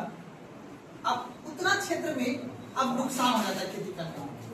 आदमी सोचता है यार कि अब इसके लिए हमको पंपी सेट खरीदना पड़ेगा, थ्रेसर खरीदना पड़ेगा, ट्रैक्टर खरीदना पड़ेगा, 2 बीघा से क्या होगा, इतना चीज अगर खरीद लेंगे ना तब हमको बचत होगा। तो इससे आदमी क्या बोलेगा, अरे यार अगर मेरे पास 100 बीघा जमीन होता ना तब इतना क्षेत्र को खरीदते तो कम लागत में हम प्रोडक्ट उत्पादन कर लेते। दूसरे देश में क्या है ना, किसी पास 500, 1000, 300, तो वहां पे लघु सीमांत की समस्या नहीं है। दूसरे देश में, ब्राजील में नहीं, अमेरिका में नहीं, अपने देश में क्या है, जब हम आजाद हुए तो भूमि का जब विभाजन किया गया ना तो उसमें क्या हुआ कि छोटे छोटे किसान को भी देना पड़ा जमीन, 2 बीघा दिए, 3 बीघा दिए। अब उतना में जो खेती करता है उसका उत्पादन क्षमता ज्यादा, क्योंकि वो क्या करता है, कार्य बल ज्यादा लगा लेता है, जितनी आदमी का जरूरत भी नहीं है उतना आदमी वहां पे कार्य कर लेता है। जैसे मान लो किसी के पास 2 बीघा जमीन है, अब वो क्या करेगा, बताओ, आदमी दूसरे से काम नहीं कराएगा, लेबर से काम कराएगा। अब लेबर से काम उसको बचेगा। अगर उसके पास 500 बीघा खेत होता तो फिर वो तकनीक के माध्यम से काम करता, मतलब ट्रक से खेती सिंचाई वगैरह करता, उस हिसाब से करता नहीं करता, बताओ, उसको बचत ज्यादा है। और सरकार जो योजना चलाती, सरकार जो योजना देती उसको लाभ मिलता। अब आज सरकार जो योजना बनाने में भी दिक्कत होता है, यार कितना किसान को हम देंगे, उसमें लूटपाट भी हो जाता है, दिक्कत हो जाता है। तो लघु सीमांत की समस्या हमारे पास ज्यादा है, जिस वजह से भी हम ग्रोथ नहीं कर पाते, जिस वजह से आज भी हमारा किसान साइकिल पे ही चल रहा है कि नहीं। तो इस समस्या को आपको याद रखना। अब देखो, जो हम बात बता रहे थे महत्व की बात, तो महत्व में हमने आपको बताया कि आजादी के समय हम परंपरागत कृषि करते थे, अर्थात हम कृषि का उत्पादन बस उतना ही करते थे जितना हमारा जीवन निर्वाह हो सके, जितना हमें आवश्यकता है। हम उस समय वाणिज्य अर्थात कॉमर्शियल कृषि नहीं करते थे, मतलब उतना उत्पादन नहीं करते थे जिसको हम बेच सके मार्केट में। पहली बात सुना है, सुना। तो अब किसान को होशियार हुआ, अब किसान समझ रहा कि नहीं अब हमें क्या करना है। अभी देखो समझाऊंगा, अब किसान बहुत होशियार हो गया। अब हम लोग जो क्रॉपिंग पैटर्न अपनाते हैं, क्रॉपिंग मतलब फसल का जो उत्पादन करते हैं ना, अब हम मध्य प्रदेश के पे पंजाब पे करना पसंद करते हैं। एक ही खेत में लगा दे राई, अब एक पे आलू लगा देंगे, बगल में मक्का लगा देंगे, तो एक ही समय में हम 2 फसल का उत्पादन करेंगे, ठीक है ना। और फिर मिक्स फसल भी करते हैं, जैसे गेहूं के साथ में हम मटर का भी खेत बून देते हैं, सरसों का भी बून देते हैं, है ना। तो अब सरसों मटर तो अभी लिखा होगा। अब कहने का मतलब है किसान ये समझ रहा है कि नहीं एक ही मौसम में अगर 2 फसल हो रहा है हम उसको, तो एक होता है कतारबद्ध और एक होता है जिसको हम छींट के बूनते हैं, जैसे गेहूं कतारबद्ध होता है, नहीं बोलो ना जी, नहीं होता है कतारबद्ध। लेकिन जब आलू लगाएंगे तो आलू कैसे लगता है, इसका भी खेती कर, यानी इसको बोलते हैं क्रॉपिंग पैटर्न के प्रकार, फसल का प्रतिरूपण, फसल पद्धति कैसे लगाया जाता है वो भी आसान है, यहाँ से कुछ समझता है, ठीक है ना।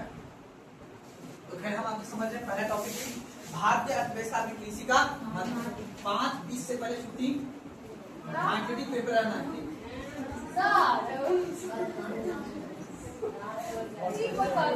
5:10 आप समझ समझना। क्वेश्चन आसान नहीं पूछता, क्वेश्चन बहुत टफ पूछता है।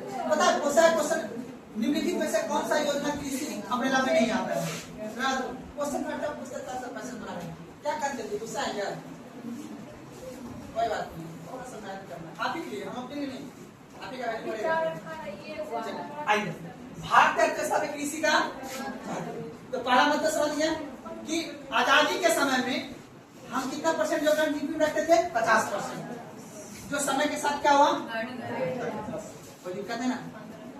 क्यों घटा, क्योंकि और जनसंख्या किस पे चला गया, द्वितीय क्षेत्र, और जनसंख्या कहाँ चला गया। अब मान लो एग्जाम्पल तौर पे किसी का पिताजी अगर आजादी के समय होगा वो खेती में, तो उसका बेटा थोड़ी ना खेती कर रहा होगा, बोलेगा पापा आप वहाँ उत्पादन कीजिए आलू का, तब तक हम रेस्टोरेंट खोल के समोसा खोलने के लिए तैयार है। पढ़ा लिखा आदमी है ना। अगर आपने तीनों सेक्टर अगर आपके घर में है तो समझो कि आपको कोई बिजनेस में हरा नहीं सकता है।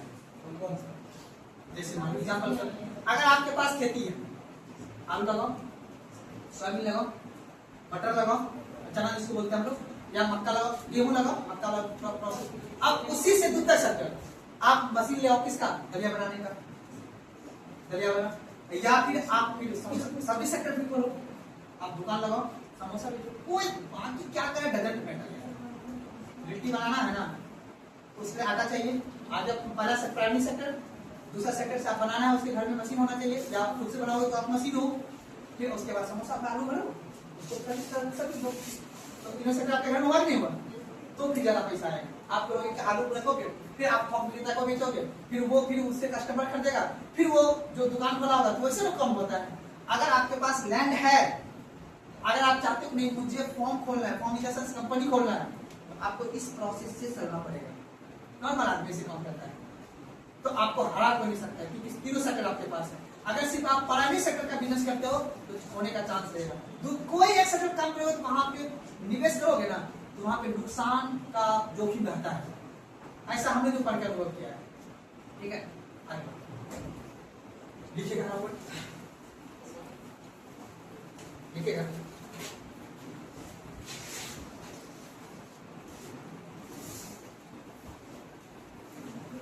लिखिएगा।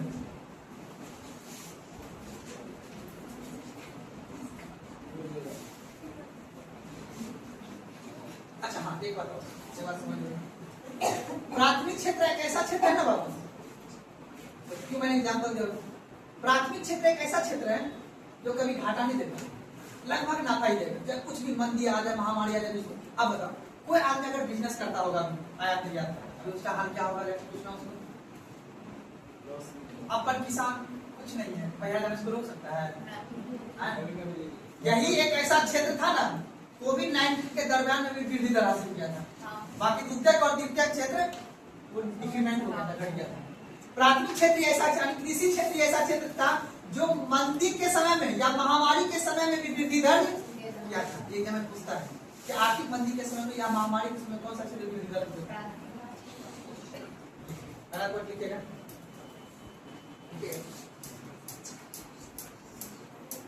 महत्व में 2011 की जनगणना के अनुसार 2011 की जनगणना के अनुसार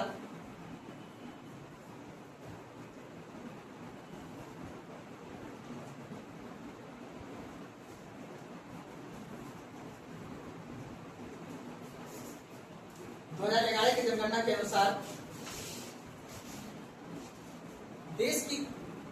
देश के आबादी का 54.6%, देश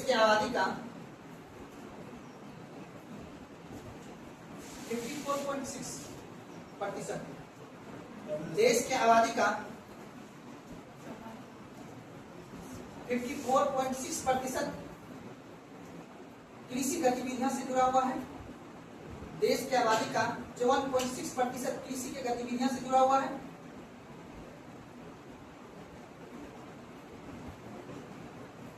अब एक काम का बात समझो।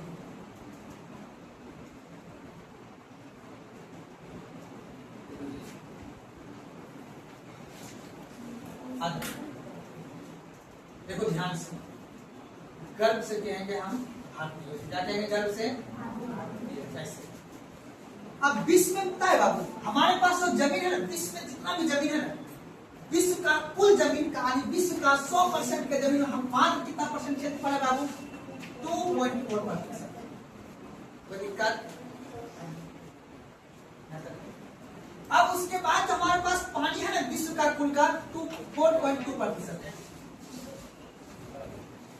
अब लेकिन हम पूरे विश्व का कुल जनसंख्या का याद रखना है 17.5% आदमी को खाना खिलाते हैं। तभी तुम बोले गर्भ से को हम, हमारे पास जमीन है मात्र 2.4% ही, लेकिन विश्व का जनसंख्या का हम 17% को इतने में से खाना खिलाते हैं। हमारे विश्व में जनसंख्या में बाबू कितना परसेंट हम योगदान रखते हैं, है ना? 17.5%। लेकिन हमारे पास भूमि कितना है विश्व में? मात्र 2.4% और पानी है 4.2%। तो उसमें से हम खाना, देखो अब बताओ कोई सा देश नहीं, कोई कैसा देश, लेकिन इसका सिक्का तो सब है, हम गरीब। हमारे पास बेस्ट माइंड नहीं है, हमारे पास क्लोन मार्क्स जैसा आदमी नहीं है। तो इसीलिए बात है, क्योंकि हम खाने वाला भी भले उत्पादन अधिक कर रहे हैं, लेकिन खाने वाला भी तो बहुत है। खा कर आराम से कुछ नहीं करना है, बस अपने बहुत बात यह है ना, जब हम कल्चरल चीज में कुछ चीज हमको नुकसान लगता है, पता है? एक लड़का मतलब बगल में अभी वो कर्ज लेके वो शादी कर रहा है, कर्ज लेके शादी कर रहे हैं, हम उसको गांव में थप्पड़ मारते, आया था इन्विटेशन, रिलेशन में नहीं तो मार देते थप्पड़ उसको, ठीक है ना? वो रिलेशन में आया, अब पापा को घर में जो बैठे फैमिली था कार्ड देना है, तो आया कार्ड दे दिया। जब उसके बाद उसको खाना खिलाया गया, खाना वाना खाया, तो उसके बाद फिर वो थोड़ा सा होता नहीं तुम सहानुभूति बटोरने के लिए, तो आप मान लो कि उनका कहना था कि थोड़ा सपोर्ट कीजिए आप, ठीक है ना? तो आर्थिक सपोर्ट तो नॉर्मली मान लो तो सपोर्ट किया, लेकिन हम उस पर सोचते हैं हमारा कहने मतलब ये होगा, अगर तुम्हारे पास नहीं है पैसा तो तुमको कौन बोलता है तुमको वीजा का ब्लेजर पहनने के लिए? पहले तो अपना अच्छा पढ़ाई लिया, इतना हमको कपड़ा आया, देखो ठीक है, ऐसे देखा, ऐसे हमने अपना कर दिया, कोई ऐसे कर दिया। उसके बाद फिर अंतिम में जो सहानुभूति वाला, अगर तुम्हारे पास उतना था तो तुम कर्ज क्यों लेना, है ना? या तो तुम झूठ बोलना है, या तो तुम्हें आवश्यकता से अधिक जिम्मेदारी। कोई बात नहीं, सो ये कल्चर हमको बराबर लगता है तो है, नहीं है तो नहीं, ऐसी कोई बात है। क्या तुमने वादा क्यों किया, है ना? ये थोड़ा सा आप लोग बता रहा हूँ, इसलिए आप लोग अपने अंदर अगर किसी महिला या पुरुष जो भी अगर आप में है तो प्लीज इस चीज को इग्नोर कीजिए, इस चीज से बाहर निकलिए। आज समय 2026 का है, आपको अपनी आर्थिक गतिविधियों के हिसाब से आपको काम करना और विशेषकर फोकस कीजिए आप अपना पूंजी बनाने, आप अपना को पूंजी बनाइए, ठीक है ना? तो आप सभी सेक्टर में आइए, आपको नहीं कुछ कितना आजकल सिंगर का प्रोफेशन कितना अच्छा चल रहा है, एक बार गाना हिट है फिर उसी को बस अपने गाने में गाना, गा दे ताली बज गया, बस आपकी वैल्यू बढ़ गया, आपको मिल गया उस दिन का रोज। कितना अच्छा तो है, बताओ यूट्यूब पे है ना नहीं? अभी कौन सा फल्ला सब एक्टर सब है ना, बताओ वो क्या कर रहे हैं? उसको कुछ नहीं है, बस वो डांस किया है, अच्छा सा कपड़ा पहना है, और जो कौन प्राथमिक क्षेत्र वाला आदमी, प्राथमिक मतलब खेत में काम करने वाला आदमी, वाह गुड, द्वितीय क्षेत्र वाला आदमी गुड, तृतीय क्षेत्र वाला ऐसा नहीं है, देखते हो ऐसा होता है क्या? प्राथमिक और द्वितीय क्षेत्र आदमी का काम क्या है? तालीम आदमी, और तृतीय क्षेत्र का आदमी क्रिकेट जब खिलाड़ी खेलता है तो तृतीय क्षेत्र का आदमी है, ठीक है ना? अब कोई किसान जो है, अगर मान लो अब अभी रील्स में आ रहा है, उसको लड़की देखने के लिए मरे जा। ए भाई यार कुछ बड़ा, जहाँ जा रहे हो ना वहाँ का अकाउंट एफडी किया हुआ है ना, क्यों वहाँ पे दिमाग लगाना है? तो क्या चलो यार नहीं, सर पे क्यों बैठाना है किसी को? है वक्त पे टाइम इसको पहुंचा, कोई बात नहीं, सम्मान है देश का, देश जीवित में है, बहुत गुड, हम अपना काम करेंगे। देखिए ठीक है, भारतीय कृषि, हाँ देखिए भारतीय कृषि इस बात पर बड़ी लक्षित करता है, हाँ भारतीय कृषि इस बात का परिलक्षित, भारतीय कृषि इस बात का परिलक्षित करता है, भारतीय कृषि इस बात का परिलक्षित करता है कि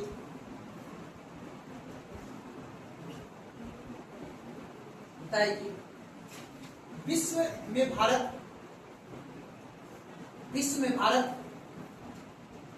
2.4% क्षेत्रफल, विश्व में भारत 2.4% क्षेत्रफल एवं 2.4% क्षेत्रफल एवं 4.2%, उसी को उल्टा कर देना है, ठीक है ना, 4.2% पानी होने के बावजूद, 4.2% होने के बावजूद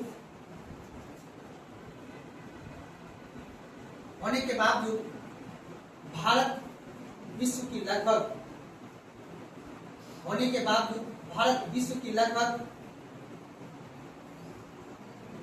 17.5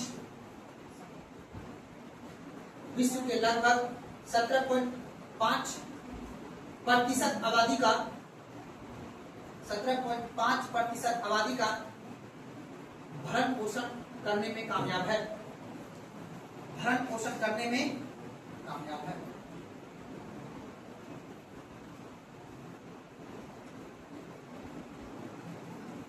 पहला पॉइंट, ये सब महत्व है बाबू, समझ रहे बात को ना कंचन जी, किसी के महत्व को देख के दिमाग लगाना है, ठीक है ना?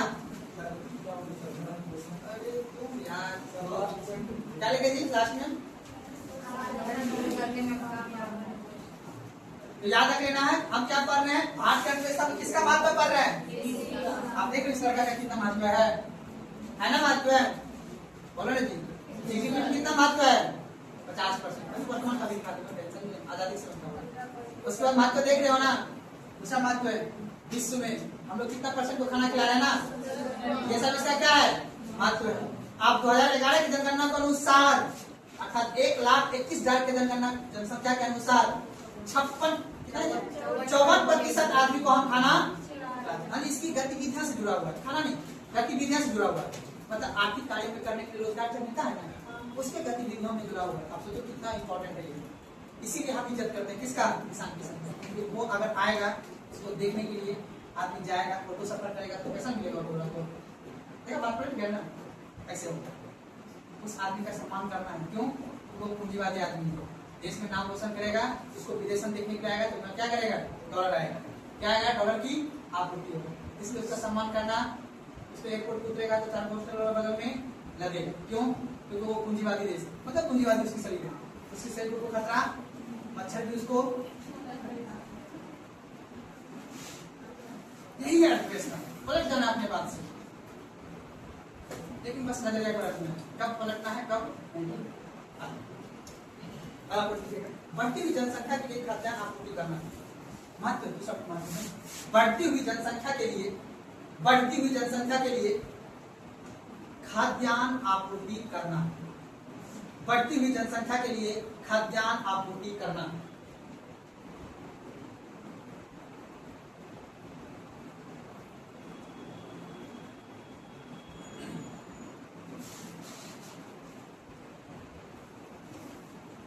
कोई दिक्कत? लास्ट पॉइंट देखिएगा, अंतरराष्ट्रीय व्यापार में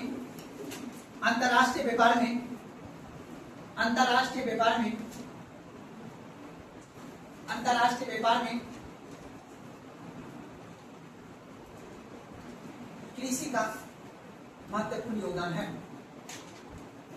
अंतर्राष्ट्रीय व्यापार में कृषि का महत्वपूर्ण योगदान है। जैसे जैसे जैसे चाय, जूट, जूट जूट, काजू, काजू, तंबाकू, कॉफी,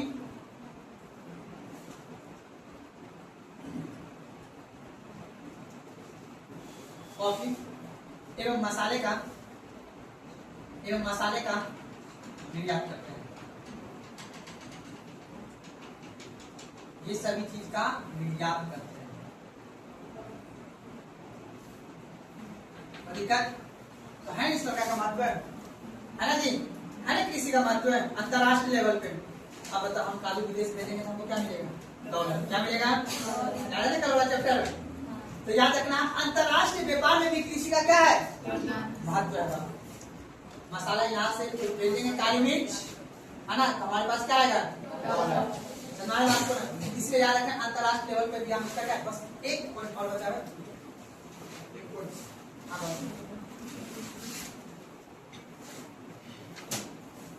2025-26 के वित्त वर्ष में 2025-26 के वित्त वर्ष में 2025-26 के वित्त वर्ष में कुल जीडीपी का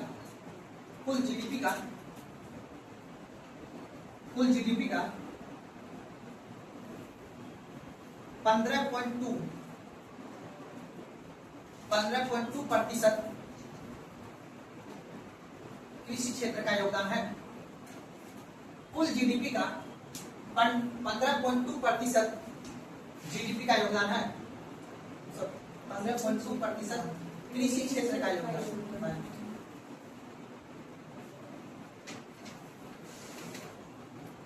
इतना महत्व था। अगर किसी इंसान का इतना महत्व है तो क्या उसका नेचर को नहीं देखेंगे? देखेंगे। अब पढ़ेंगे हम लोग कृषि का स्वरूप कैसा अपने देश में पढ़ना चाहिए। अगर किसी इंसान का इतना अच्छा महत्व है बाबू, तो इसका नेचर को नहीं पढ़ेंगे, इसका मतलब इसका स्वरूप को नहीं अध्ययन करेंगे कि कैसा स्वरूप है इसका। मानसून पे निर्भर है या किस पे निर्भर है?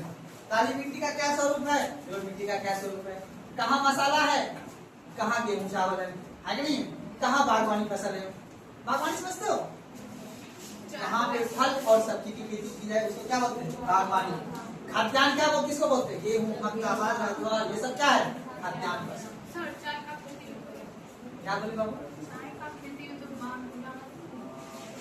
चाय की तो बागवानी के अंतर्गत जो पैसा ज्यादा दे उसी को बोलते बागवानी।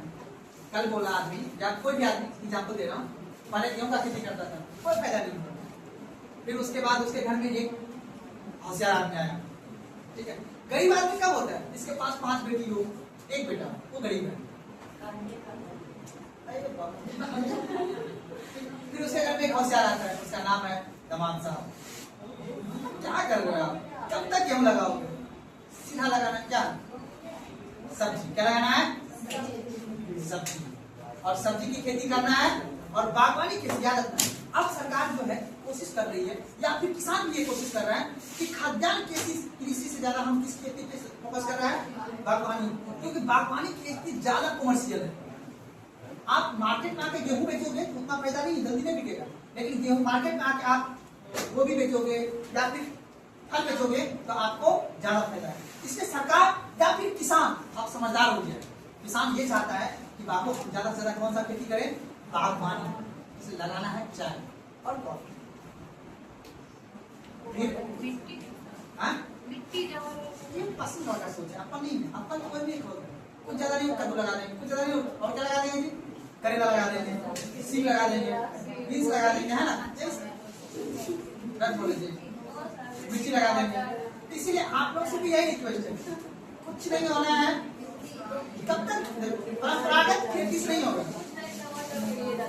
ठीक है ना। परंपरागत खेती नहीं, कॉमर्शियल खेती करना है। कॉमर्शियल खेती करोगे तो आपको ज्यादा पैसा या लाभ मिलेगा। अब बताइए इतने सारे खाद है तो अब इसका क्या पाना है? स्वरूप। क्या पाना है बाबू? स्वरूप। लिखो तो अभी भारतीय कृषि का स्वरूप। भारतीय कृषि का स्वरूप कैसा रूप है जरा देखें इसका, है ना?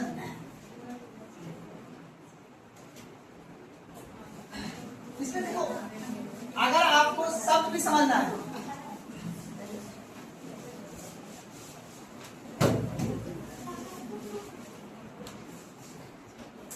अब बताओ, अगर किसी का महत्व इतना अच्छा हो, उसकी बात है उसको स्वरूप को जानना बहुत जरूरी है।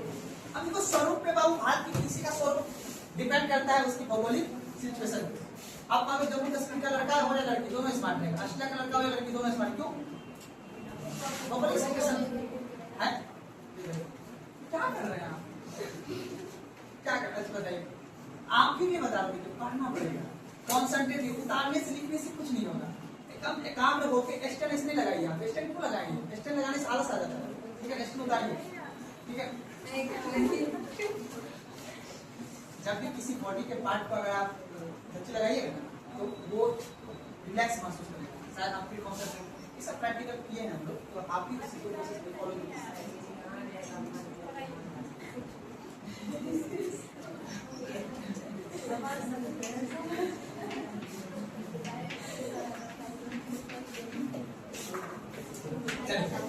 आप क्या समझिएगा, भारतीय कृषि का क्या बना है बाबू? स्वरूप। भारतीय कृषि बता रहा हूँ, टॉपिक में है भारतीय कृषि, अदर राज्य का मतलब अदर देश की नहीं।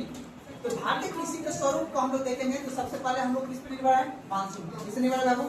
मानसून। अगर मानसून अच्छा तो स्वरूप अच्छा, मानसून खराब तो वही हम अभी आपको बता रहे थे कि भौगोलिक सिचुएशन के आधार पे ही हम ये डिसाइड करते हैं कि कहाँ का कृषि कैसा किस तरह का होगा। अगर सिचुएशन सी बात तो ऑब्वियसली बात है कि जहाँ पे जिस तरह की भौगोलिक सिचुएशन वहाँ होगा वहाँ उस तरह का उत्पादन होगा। ऑब्वियसली पता है बागवानी फसलें हमेशा उस क्षेत्र में होगा जहाँ पे पर्वतीय क्षेत्र हो। कौन सा क्षेत्र बाबू? पर्वतीय क्षेत्र। आप बताओ जम्मू कश्मीर में क्या होगा? बागवानी होगा, चाय की खेती होगा या फिर सेब की खेती होगा या फिर मसाले वगैरह सब्जी वगैरह की खेती ज्यादा होगा वहाँ पे। मेरी बात समझ में आ रहा है हम क्या कहना चाह रहे हैं? और अपने क्षेत्र में कौन सा खेती होगा? मैदानी भाग में कौन सा खेती होगा बाबू? खाद्यान्न। खाद्यान्न मतलब हुआ कि आपका गेहूं होगा, चावल होगा, मक्का होगा, इसी सारी चीज का खेती होगा, है ना? इसी को बोलते हैं हम लोग स्वरूप। कहाँ पे किस चीज का खेती होगा, तो ये चीज हम कहाँ पढ़ते हैं? ज्योग्राफी। कहाँ पढ़ते हैं हम लोग? क्योंकि इतना टाइम अभी नहीं, हम यहाँ पे क्या पढ़ेंगे? आर्थिक गतिविधि। क्या पढ़ेंगे? लेकिन तब पर लिख लेंगे, क्वेश्चन ठीक है। ठीक है, सबसे पहले लिखिएगा पहला पॉइंट, पहला सब टॉपिक लिखे भारतीय कृषि का स्वरूप में सबसे पहला लिखेगा मानसून पर निर्भरता।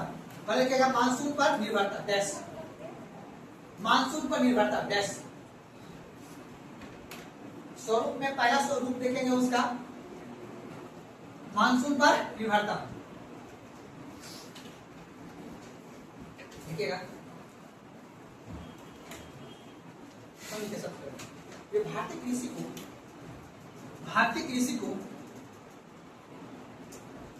कृषि को मानसून का जुआ कहा जाता है। भारतीय कृषि को मानसून का जुआ कहा जाता है। उसका एग्जाम में याद है ना बाबू?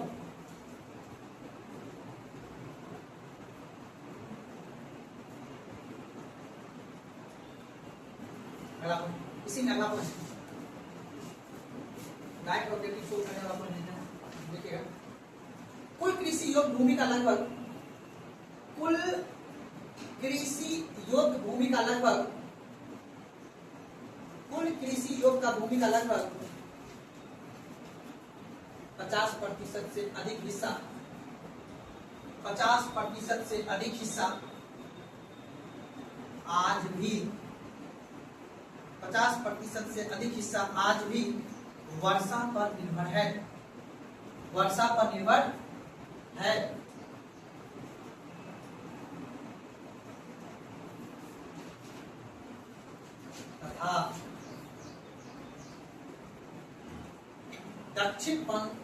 तथा दक्षिण पश्चिम मानसून पर निर्भर है।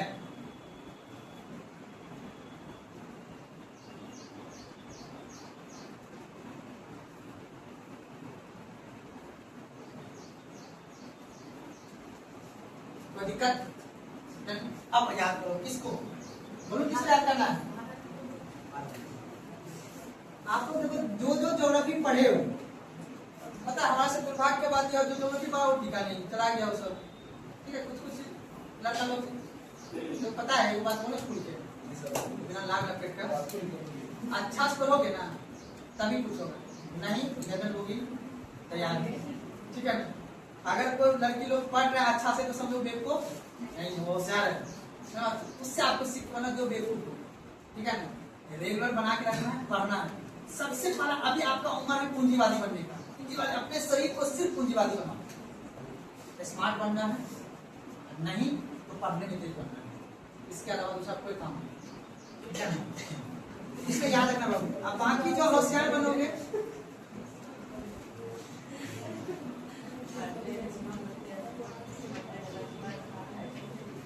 चलिए आप देखिए समझिएगा, अब याद रखिएगा हमने अभी बोला कि देश के कुल कृषि योग्य भूमि का 50% किस पर निर्भर है?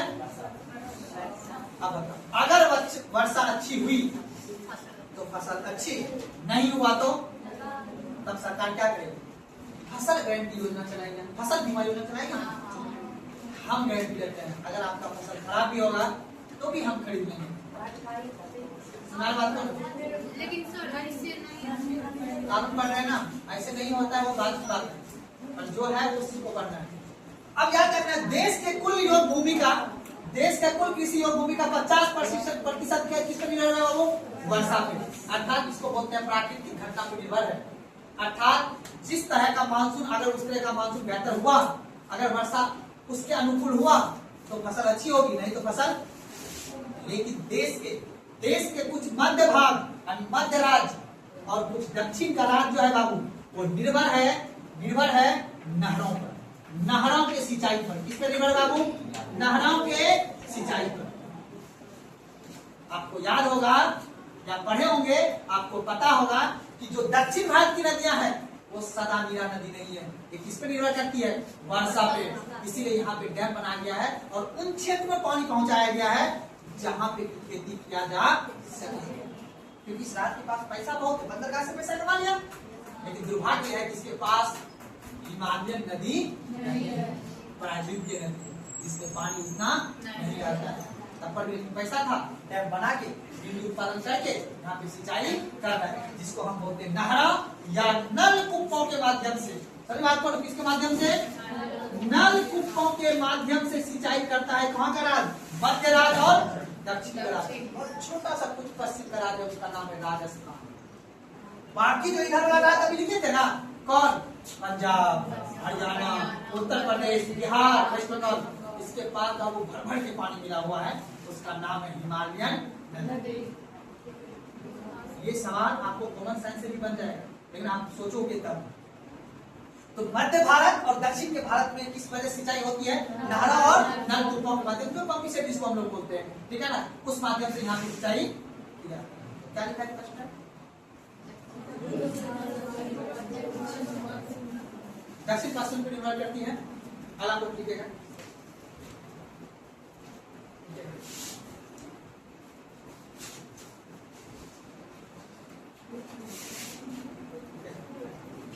दक्षिण भारत, मध्य भारत एवं दक्षिण भारत, मध्य भारत एवं दक्षिण भारत, मध्य भारत एवं दक्षिण भारत एवं दक्षिण भारत में सिंचाई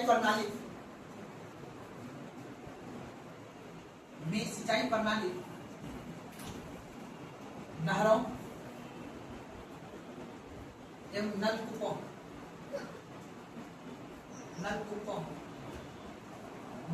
के माध्यम से, नलकूपों के माध्यम से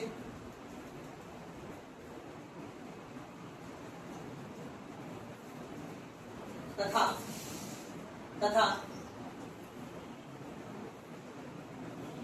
वर्षा पे निर्भर होती है, दिक्कत। अब बताओ बाबू, अगर हमारा पंजाब राज्य, हरियाणा राज्य, यूपी, बिहार, वेस्ट बंगाल। इस राज्य में अगर वर्षा मानसून खराब भी हुआ है ना, तब पर भी हम नलकूपों के माध्यम से, क्योंकि हमारे पानी के सिंचाई वाला क्षेत्र में पानी ठीक ठाक है, क्योंकि बाढ़ आया हुआ है, कुछ होना हो, बाढ़ तो आएगा ना, बाढ़ आएगा तो भी हम सिंचाई कर लेंगे।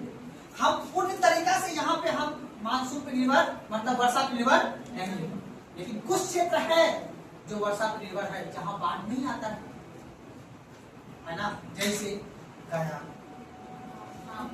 तो गया में हम क्या करेंगे, तब तो हम डैम बनाएंगे ना, रबर डैम, नहरों के माध्यम से वहाँ क्या करेंगे, सिंचाई करेंगे। सही बात को ना। तो जो बिहार का जो दक्षिण का सूखा वाला जो क्षेत्र है, वहाँ पे नलकूपों या सिंचाई के माध्यम से हम क्या करेंगे, वहाँ पे सिंचाई, नलकूपों या नहरों के माध्यम से हम क्या करेंगे, सिंचाई करेंगे, ताकि वहाँ पे हम उत्पादन कर सकें। लेकिन जो हमारे उत्तर का बिहार, बाढ़, वर्षा सब कुछ है, बाढ़ से टकराएगा, लौटो मानसून अपने जोरदार वर्षा करेगी और आराम से। कौन सा वर्षा पड़ रहा है, अच्छा वाला। कौन सा वर्षा पड़ रहा है, क्या बोलते हैं बराबर ज्योग्राफिकल सिचुएशन लॉट ऑफ मानी, अगर ह्यूमिडिटी, अगर मानसून बंगाल की खाड़ी से अगर ह्यूमिडिटी को भरती है, तो गारो खासी अर्थात नेपाल के पर्वत से टकराने के बाद जब मानसून में पटना और बिहार के क्षेत्र में जब वर्षा होगी उत्तरी बिहार में, तब उसे हम बोलते हैं लौटता हुआ मानसून की वर्षा, जिसकी जल बूंदें बहुत बड़ी बड़ी होती है।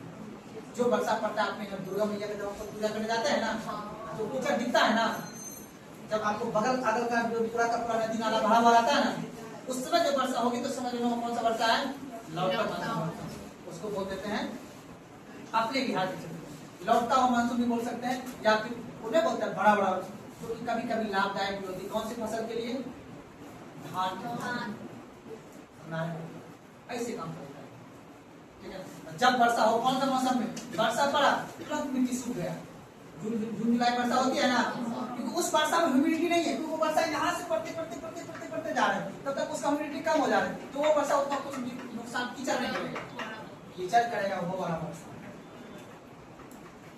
अगली बात होगी, ऐसे सोचना है, समझ बात करो। तो खैर उस बात को छोड़ो, ज्योग्राफी नहीं, बस हमें इकोनॉमिक्स से जब हम समझ लेना है, कोई दिक्कत नहीं समझने में। चलिए अगला पॉइंट लिखिएगा, अगला स्वरूप लिखिएगा, जोत का छोटे आकार, अगला लिखिएगा जोत का छोटे आकार, जोत का छोटे आकार, जोत का छोटे आकार। अब बताओ, हमारे पास किसान के पास एक सबसे बड़ा स्वरूप है, बाबू क्या, दुर्भाग्य स्वरूप है, ये कमी वाला स्वरूप है, नहीं कहता है स्मार्ट तो है लेकिन हाइट कम है, नहीं बोलता है या स्मार्ट तो है लेकिन हाइट कम है, कोई बात नहीं। तो अब बाबू जोत का छोटे आकार में समझना, अगर हमारे देश के 86%, याद रखना, हमारे देश के 86% किसान के पास जो है ना, खेती जो है छोटे छोटे रूप में, जिस वजह से ये समस्या हो जाता है, वो सही से अपना काम नहीं कर पाता है, उसको उतना उत्पादन होने पाता है, तो इस वजह से खेती ना करके वो बाहर चला जाता है, समझना, आप उतना खेती पर ध्यान नहीं दे पाते। तो छोटे जोत के किसान हमारे देश में क्या है, समस्या है। देखिएगा, भारत में 86%, भारत में 86%, 86, भारत में 86% किसान के पास 2 हेक्टेयर, देश में भारत में 86% किसान के पास 2 हेक्टेयर से कम भूमि है, 2 हेक्टेयर से, हाँ 2 हेक्टेयर से कम भूमि है, जिससे किसान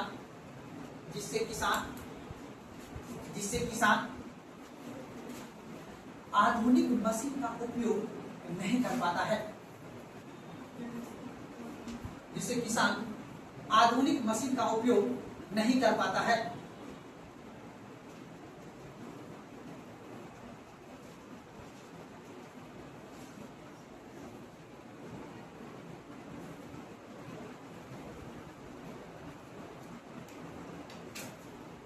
समझ गए, पहला रूप लिख दिया, दूसरा रूप लिख दिया। आप देखो, अब अपने देश में एक और बड़ी समस्या है, आपने कभी देखा होगा गाँव वगैरह में कि जो अपने देश में क्या होता है कि किसान, कुछ मजदूर ऐसे होते हैं जिसको हम बोलते हैं मौसमी बेरोजगारी। अगर उसे मौसम है किस खेती का, उसे अभी जिस मान लो गेहूं, अभी जो आदमी होली में आया होगा ना, गरीब आदमी, वो बाहर नहीं जाए, उसको पता है 1 महीने के बाद क्या कटेगा, गेहूं। तो बोलेगा कि हमारा पति थ्रेसर पे काम कर लेगा, हमारा पति गेहूं काट लेगा, उससे कुछ उसको मिल जाएगा, प्रोडक्ट उत्पादन मिल जाएगा, तो अपना काम कर लेगा। लेकिन 2 महीने के बाद उसको रोजगार तो मिलेगा नहीं, मक्का का जब फसल कट जाएगी उसे रोजगार मिलेगा। एक उसे बोलते हैं मौसमी बेरोजगारी। एक होता है प्रच्छन्न बेरोजगारी। प्रच्छन्न बेरोजगारी का मतलब है किसी भी कार्य स्थल पर आवश्यकता से अधिक अगर वहां पे मजदूर अगर है, उसको क्या बोलते हैं, प्रच्छन्न बेरोजगारी। अब बताओ, तुम देखते हो एक ही खेत में इतना गरीबी है, 5-5 आदमी काटने के लिए जा रहा है, गेहूं काटने वाला तो 5-5 आदमी, 10-10 आदमी, 100-100 आदमी, होता है ना, होता है, जाता नहीं जाता, सुने होंगे।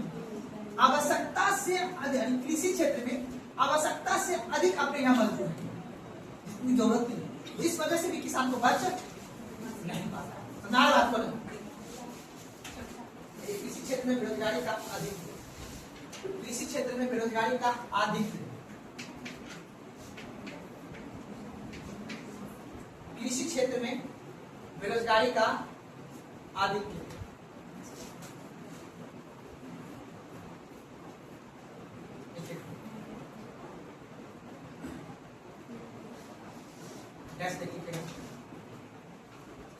भारतीय कृषि क्षेत्र में भारतीय कृषि क्षेत्र में भारतीय कृषि क्षेत्र में भारतीय कृषि क्षेत्र में मौसमी बेरोजगारी, भारतीय कृषि क्षेत्र में मौसमी बेरोजगारी एवं प्रच्छन्न बेरोजगारी, कृषि क्षेत्र में मौसमी बेरोजगारी एवं प्रच्छन्न बेरोजगारी अधिक संख्या में पाई जाती है, अधिक संख्या में पाई जाती है।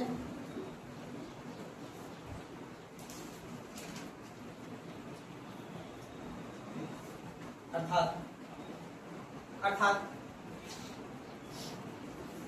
भूमि के एक निश्चित टुकड़े पर, अर्थात भूमि के एक निश्चित टुकड़े पर, अर्थात भूमि के एक निश्चित टुकड़े पर काम करने वाले व्यक्ति की संख्या, काम करने वाले व्यक्ति की संख्या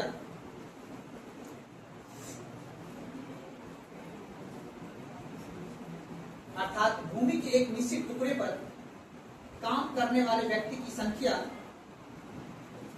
काम करने वाले व्यक्ति की संख्या वास्तविक आवश्यकता से अधिक होता है, वास्तविक आवश्यकता से अधिक होता है।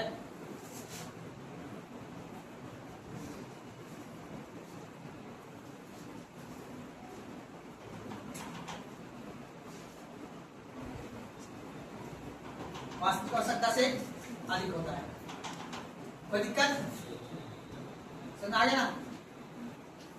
अब बताओ, आपका देश में विविधता क्या है?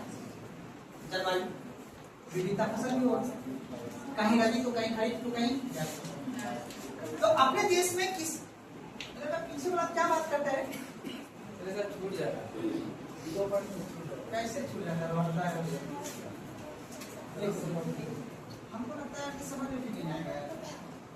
लिख लो, लिख लिया ना? आप ध्यान लिखने में कम फोकस करो, ठीक है, समझने में ज्यादा फोकस करो, जो हम समझाना चाह रहे हैं। देखो सिंपल, जो हम भी कई किताबें पढ़े हुए, बट हम जो इतनी बातों को आपको लिख करके बता रहे हैं, ये कहीं नहीं मिलेगा। बाकी जो बात लिखा है वो कहीं नहीं मिल जाएगा। आप क्या जीपीटी पे जाओ या बुक में जाओ, लाल के बुक से हम लिखा रहे हैं, कोई डिफरेंस बता रहे, पर जितनी बात लिखा है उतनी बात नहीं होगी। हमने कुछ अपना इसमें इनपुट मिला है, जो हमने पढ़े, आपको उस पर फोकस करना है। अभी हम बता रहे हैं आपको, अपने देश में क्या है ना कि विविधतापूर्ण फसल पाए जाते हैं, विविधतापूर्ण कृषि होता है, यानी कहीं पे रबी, कहीं खरीफ, कहीं और जायद फसल होते हैं। तो क्योंकि विविधतापूर्ण अपने देश में क्या है, जलवायु, यानी विविधतापूर्ण मानसून होने की वजह से ही अपने देश में विविधतापूर्ण क्या पाए जाते हैं, फसल पाए जाते हैं। तो दिक्कत है समझे ना? और विविधतापूर्ण फसल और विविधतापूर्ण जलवायु होने की वजह से अपने देश में कभी उत्पादन क्षमता बढ़ जाता है, कभी उत्पादन क्षमता घट जाता है। तो टॉपिक लिखेगा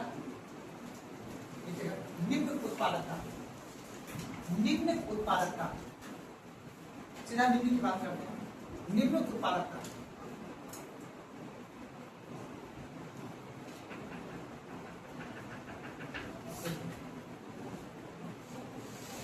अब हमारे देश की एक बार याद बता देता हूँ, हमारे देश की सबसे बड़ी दुर्भाग्य है दोस्तों कि विकसित देश, कई सारे विकसित देश है, विकसित क्या बोला हूँ, अपन कौन है, इसका सेल्फ है। तो याद रखना जो विकसित देश होते हैं उसके अंतर्गत जो है ना उत्पादन क्षमता अत्यधिक होता है, निम्न उत्पादन नहीं होता, अत्यधिक उत्पादन क्षमता होता है। जैसे आप देखो यूक्रेन है छोटू सा देश, लेकिन वहां गेहूं देखो बहुत मात्रा में उत्पादन होता है। पंजाब है छोटू सा राज्य, लेकिन उत्पादन बहुत ज्यादा होता है। अपना यूपी इतना बड़ा देश है, उसके उत्पादन क्षमता कम है, प्रति हेक्टेयर उत्पादन कम कर पा रहा है। तो हमारे देश में कृषि भूमि तो है लेकिन उत्पादन क्षमता कम है। इसके पीछे का कारण क्या है कि हम आधुनिक कृषि नहीं कर पाते, मॉडर्न कृषि नहीं कर पाते।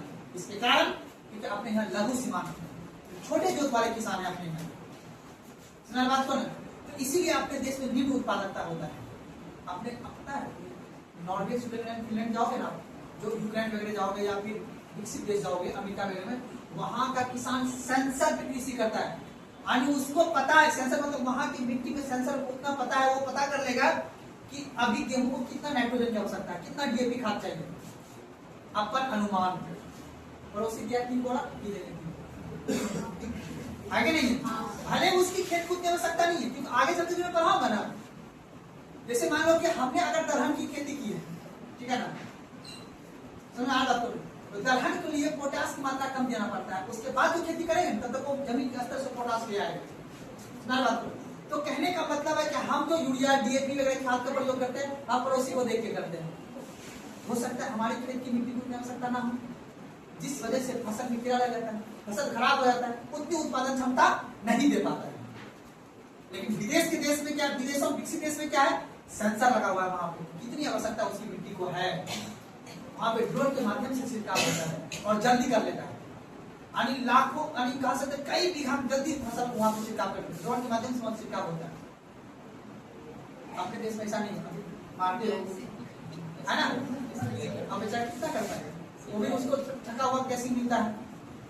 एक बात आपको याद रखना, नॉर्मल बात, जिस किसी का आपके पास नॉलेज नहीं है तो याद रखना उस चीज में आप थकाओ हो। क्या कर सकते, खेती करना चाहते हैं, सीखना, एवियर होना है। आप डॉक्टर के पास जाओगे, उसका विवेकाधीन प्रयोग करके आपका बता, क्या पता उसको पैसा की आवश्यकता हो, उसको बोलेगा कि नहीं यार ये दवाई नहीं, ये दवाई दे, इसमें हमको बचत ज्यादा है, एमआरपी पे रेट उसका रहेगा ज्यादा, लेकिन आपको उसको बचत ज्यादा है, इसलिए आपको वो, लेकिन आपको दरअसल उसकी जरूरत नहीं है, या उस दवाई की आपको जरूरत नहीं है, लेकिन तब पर कोई जरूरत। इसलिए आप अवेयर हो हर चीज में। अगर आप अवेयर नहीं होंगे तो मजबूत इंसान अर्थात बौद्धिक चेतना वाला आदमी आपकी संसाधन को अवशोषित कर लेगा, ये चल जाएगा। इतने सारे जो छत्ता लगा के बैठे हुए हैं आला लगा के, क्या लगता है उसकी नजर में कुछ नहीं है पाप पुण्य, उसके नजर में सिर्फ है इंटरेस्ट। उसको नहीं, उसको पता है, पढ़ा जब कंप्यूटर कॉलेज में उसको लग गया कि कोई ऊपर नहीं है, ऊपर सिर्फ हवा है, यस। जो नहीं पढ़ा है, सिर्फ जो केडियस में जाके पढ़ा या कहीं पे जाके पढ़ा है, उसको है ऊपर भगवान उसको जवाब देना, हम गलत नहीं करेंगे, अपन मानते, ऐसा नहीं होता। समझ में आ रहा है मेरी बात? इसलिए अगर आप दिमाग से कमजोर रहोगे तो आपको शोषण कर ले, मजबूत बनना है, पढ़ना है। सुना बात को करिए, विश्व के कई विकसित देश के तुलना में, ठीक है, विश्व के कई विकसित देश के तुलना में, विश्व के कई विकसित देश के तुलना में भारत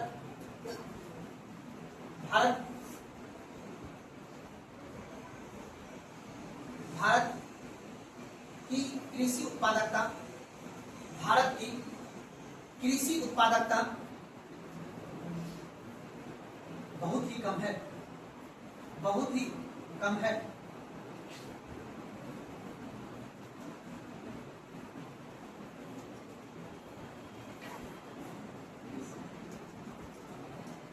जिस वजह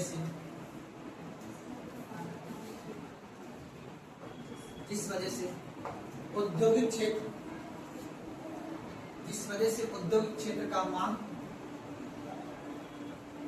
जिस वजह से औद्योगिक क्षेत्र का मांग सीजन नहीं कर पाते हैं, मांग सृजन नहीं कर पाते हैं। इस वजह से उद्योग क्षेत्र का मांग सृजन नहीं कर पाते हैं। सृजन मतलब पैदा। अब बताओ, हमारे उद्योग को मांग है कि यार इतना अच्छा बासमती चावल अगर आएगा ना तो हम पहले खा भी लेंगे और उसके बाद विदेश भी भेजेंगे। विदेश भेजेंगे तो क्या आएगा? निर्यात, डॉलर आएगा तो हम मजबूत होंगे। बस इतना दिमाग में बैठा लेना है। सरकार अगर कोई योजना चला रही है तो सरकार का उद्देश्य मजबूत होना, क्योंकि अंतिम रूप में क्या होना है? मजबूत। अंतिम रूप से आप ही लोग बताओ, हम ही लोग बताओ, अंतिम रूप से क्या चाहते हैं? पैसा और आत्मसम्मान, है ना जी? और कुछ चाहते हैं? वही देश चाहता है कि कोई दूसरा देश हमारा आत्मसम्मान को ना गिरा सके। और हम क्या, और आत्मसम्मान कब मिलेगा? जब आपके पास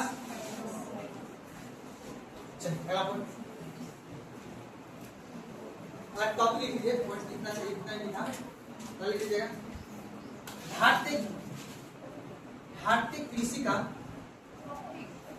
टॉपिक लिखिएगा, भारतीय कृषि का फसल प्रतिरूपण। भारतीय कृषि का फसल प्रतिरूपण, हाँ प्रतिरूपण।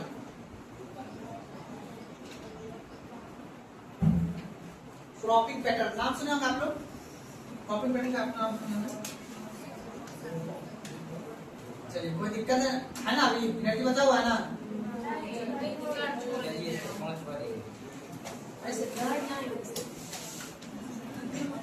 रुकिए जी, अभी